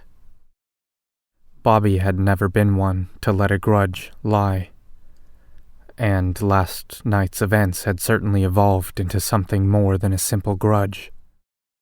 "1 minute," Chris called. "It's Bear," came the response. "You dressed? Can I come in?" "Yeah." Bear opened the door and slipped inside quickly. He looked tired. His hair was wiry and sticking up all over his head, indicating he had not been awake for very long. He closed the door behind him and stood in front of it with his arms crossed, letting out a very heavy sigh. "Remember that talk we had about you being the grown-up?" "Yeah, what about it?" "I need you to really stick to that, because, quite frankly, I want to kill him." "Why? Jesus, what did I miss?" "Well, luckily Noah was up first. He was eating breakfast when Bobby got up. He said Bobby went to the bathroom, took a piss, and then said he wanted to go home. Got really mean about it. We told him that was fine, that we'd try to arrange something to get him home. But then he said he wanted to fight you first. He said maybe the winner would be the one to stay."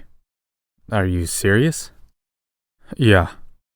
Seems sort of middle school playground to me." "Yeah, it does," Chris agreed. "But still, I'm all for that. I'd love to deck him again."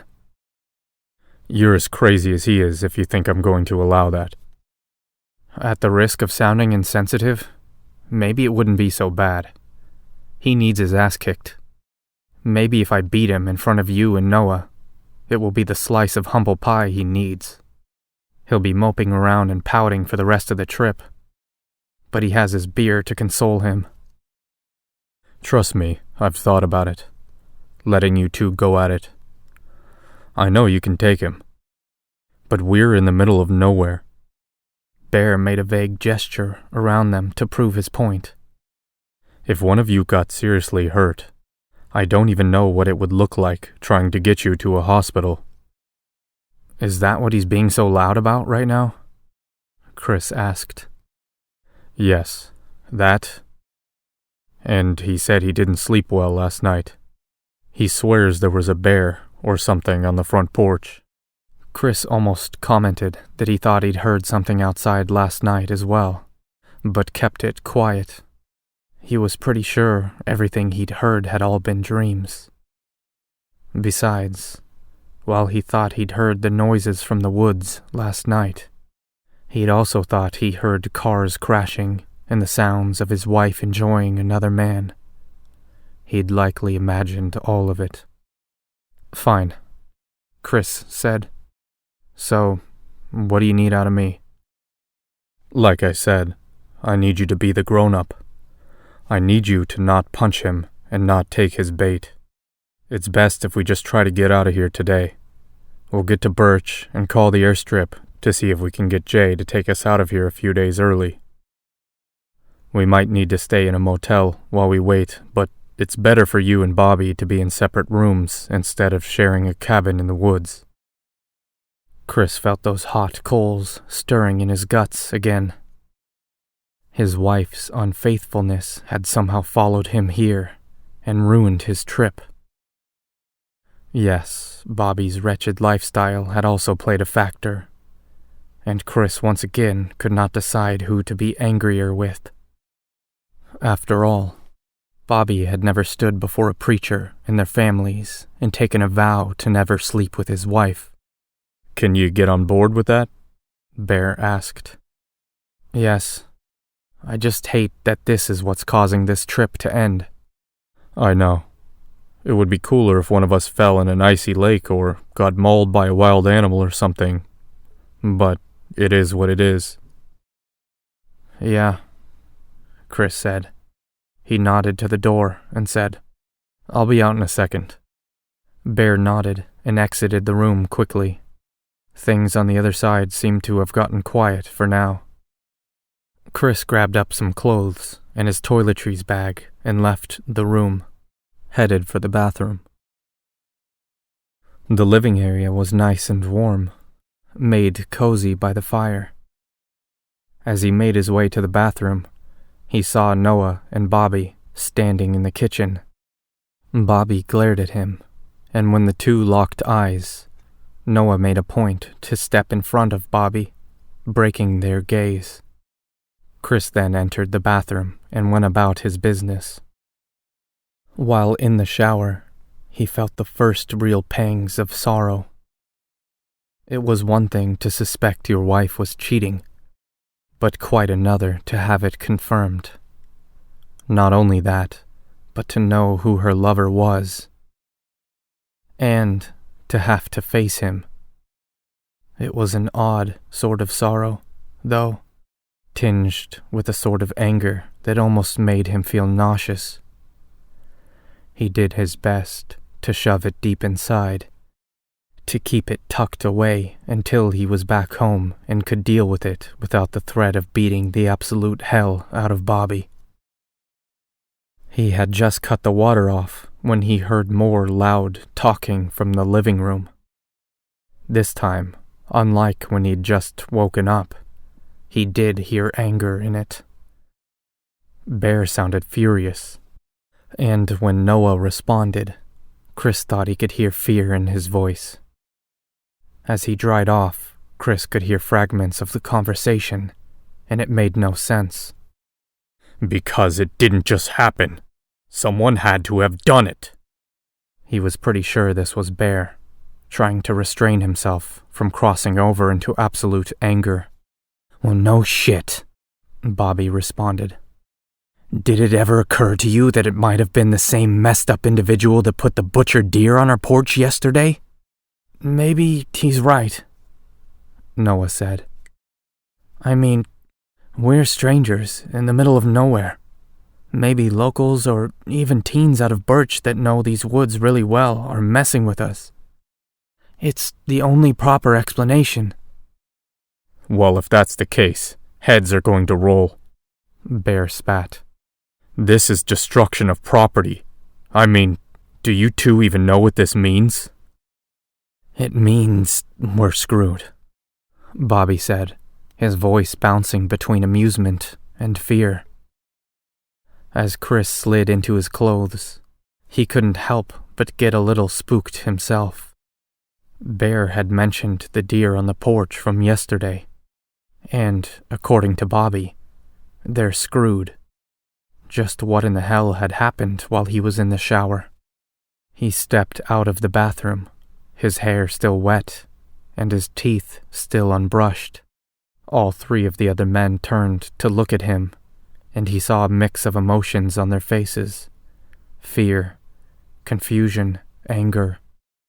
What is it? Chris spoke, still rubbing a towel against his temple.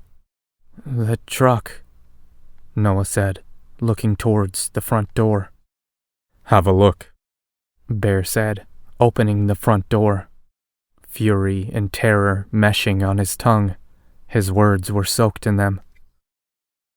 Chris walked in that direction, passing by Bobby as he did so.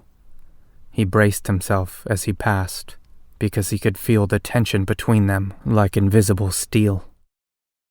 It was almost enough to make him forget about the uneasiness that had suddenly enveloped the room.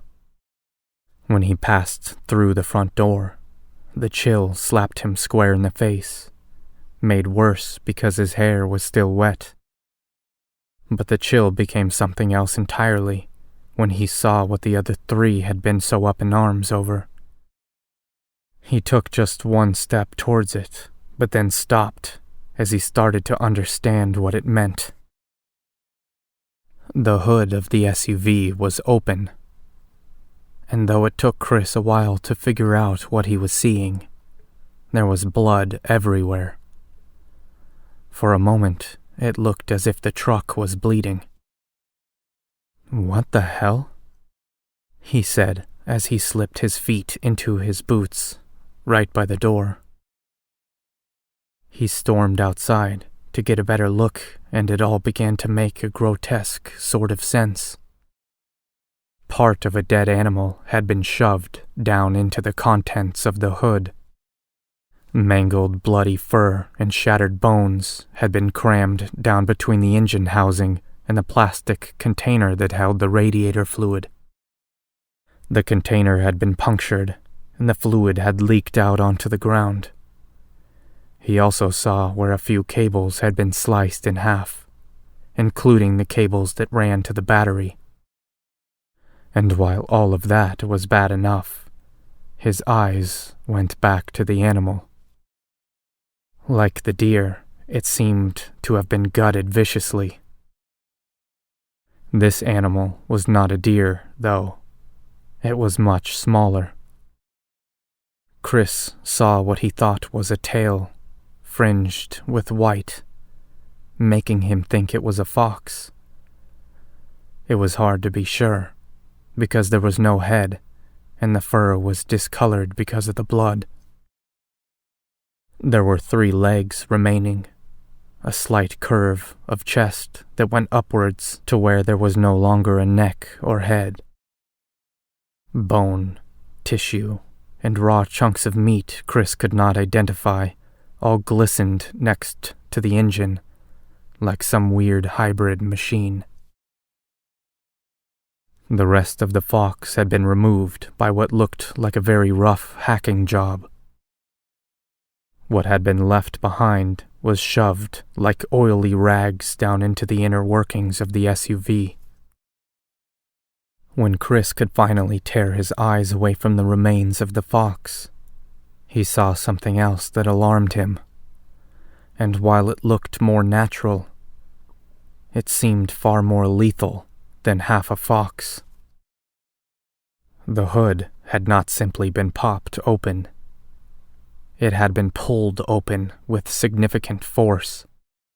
The hinge on the right, at the top near the windshield, had been totally torn free, the hood sitting slightly askew. He then looked to the front, near the grille, and saw that the catch that kept the hood closed had been snapped in half. Someone had opened the hood with incredible force. "You got any ideas?" Noah asked from behind him. Chris turned and saw all 3 of them standing in the doorway. Bear and Noah were in front, with Bobby peeking in from behind them. "The mauled fox is bad enough," he said. "But did you see the shape of the hood?" "Yeah," Bear said, joining him out by the SUV. "Someone pulled it open.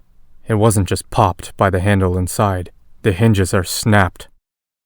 "So is the clasp," Chris said, tapping at the busted hood catch just on the inside of the frame. "You think someone could have done it with a crowbar or something?" Noah asked. "Maybe. But probably not," Bear added. "There are no dents or scratches where they would have pried for leverage. No. This thing was just pulled open." "That would have to be one strong sucker," Noah said. "Or a very determined bear." "So, this obviously presents 2 questions, right?" Noah said. "First, who the hell did this?" And I suppose the second would be why, right? Chris said. One hell of a why. And here's a third one for you, Bobby said, nudging his way out onto the porch. He was holding his cell phone in his hand and shaking his head. What are we supposed to do now? It's not like we can actually call someone for help. I don't know about you boys, but I've got absolutely zero signal out here. It was a good question, and one they had no immediate answer for. All four of them stared at the SUV, at the pried open hood and the carcass of the fox jammed inside. Severed battery cables and other damaged parts under the hood only added to it all. But it equated to one simple thing. They were stranded. You've been listening to Lore by Barry Napier. For the full novel, go to eriecast.com/lore to purchase the paperback, hardcover, or ebook. To listen to the full audiobook, become an EerieCast Plus member at eriecast.com/plus. Thank you.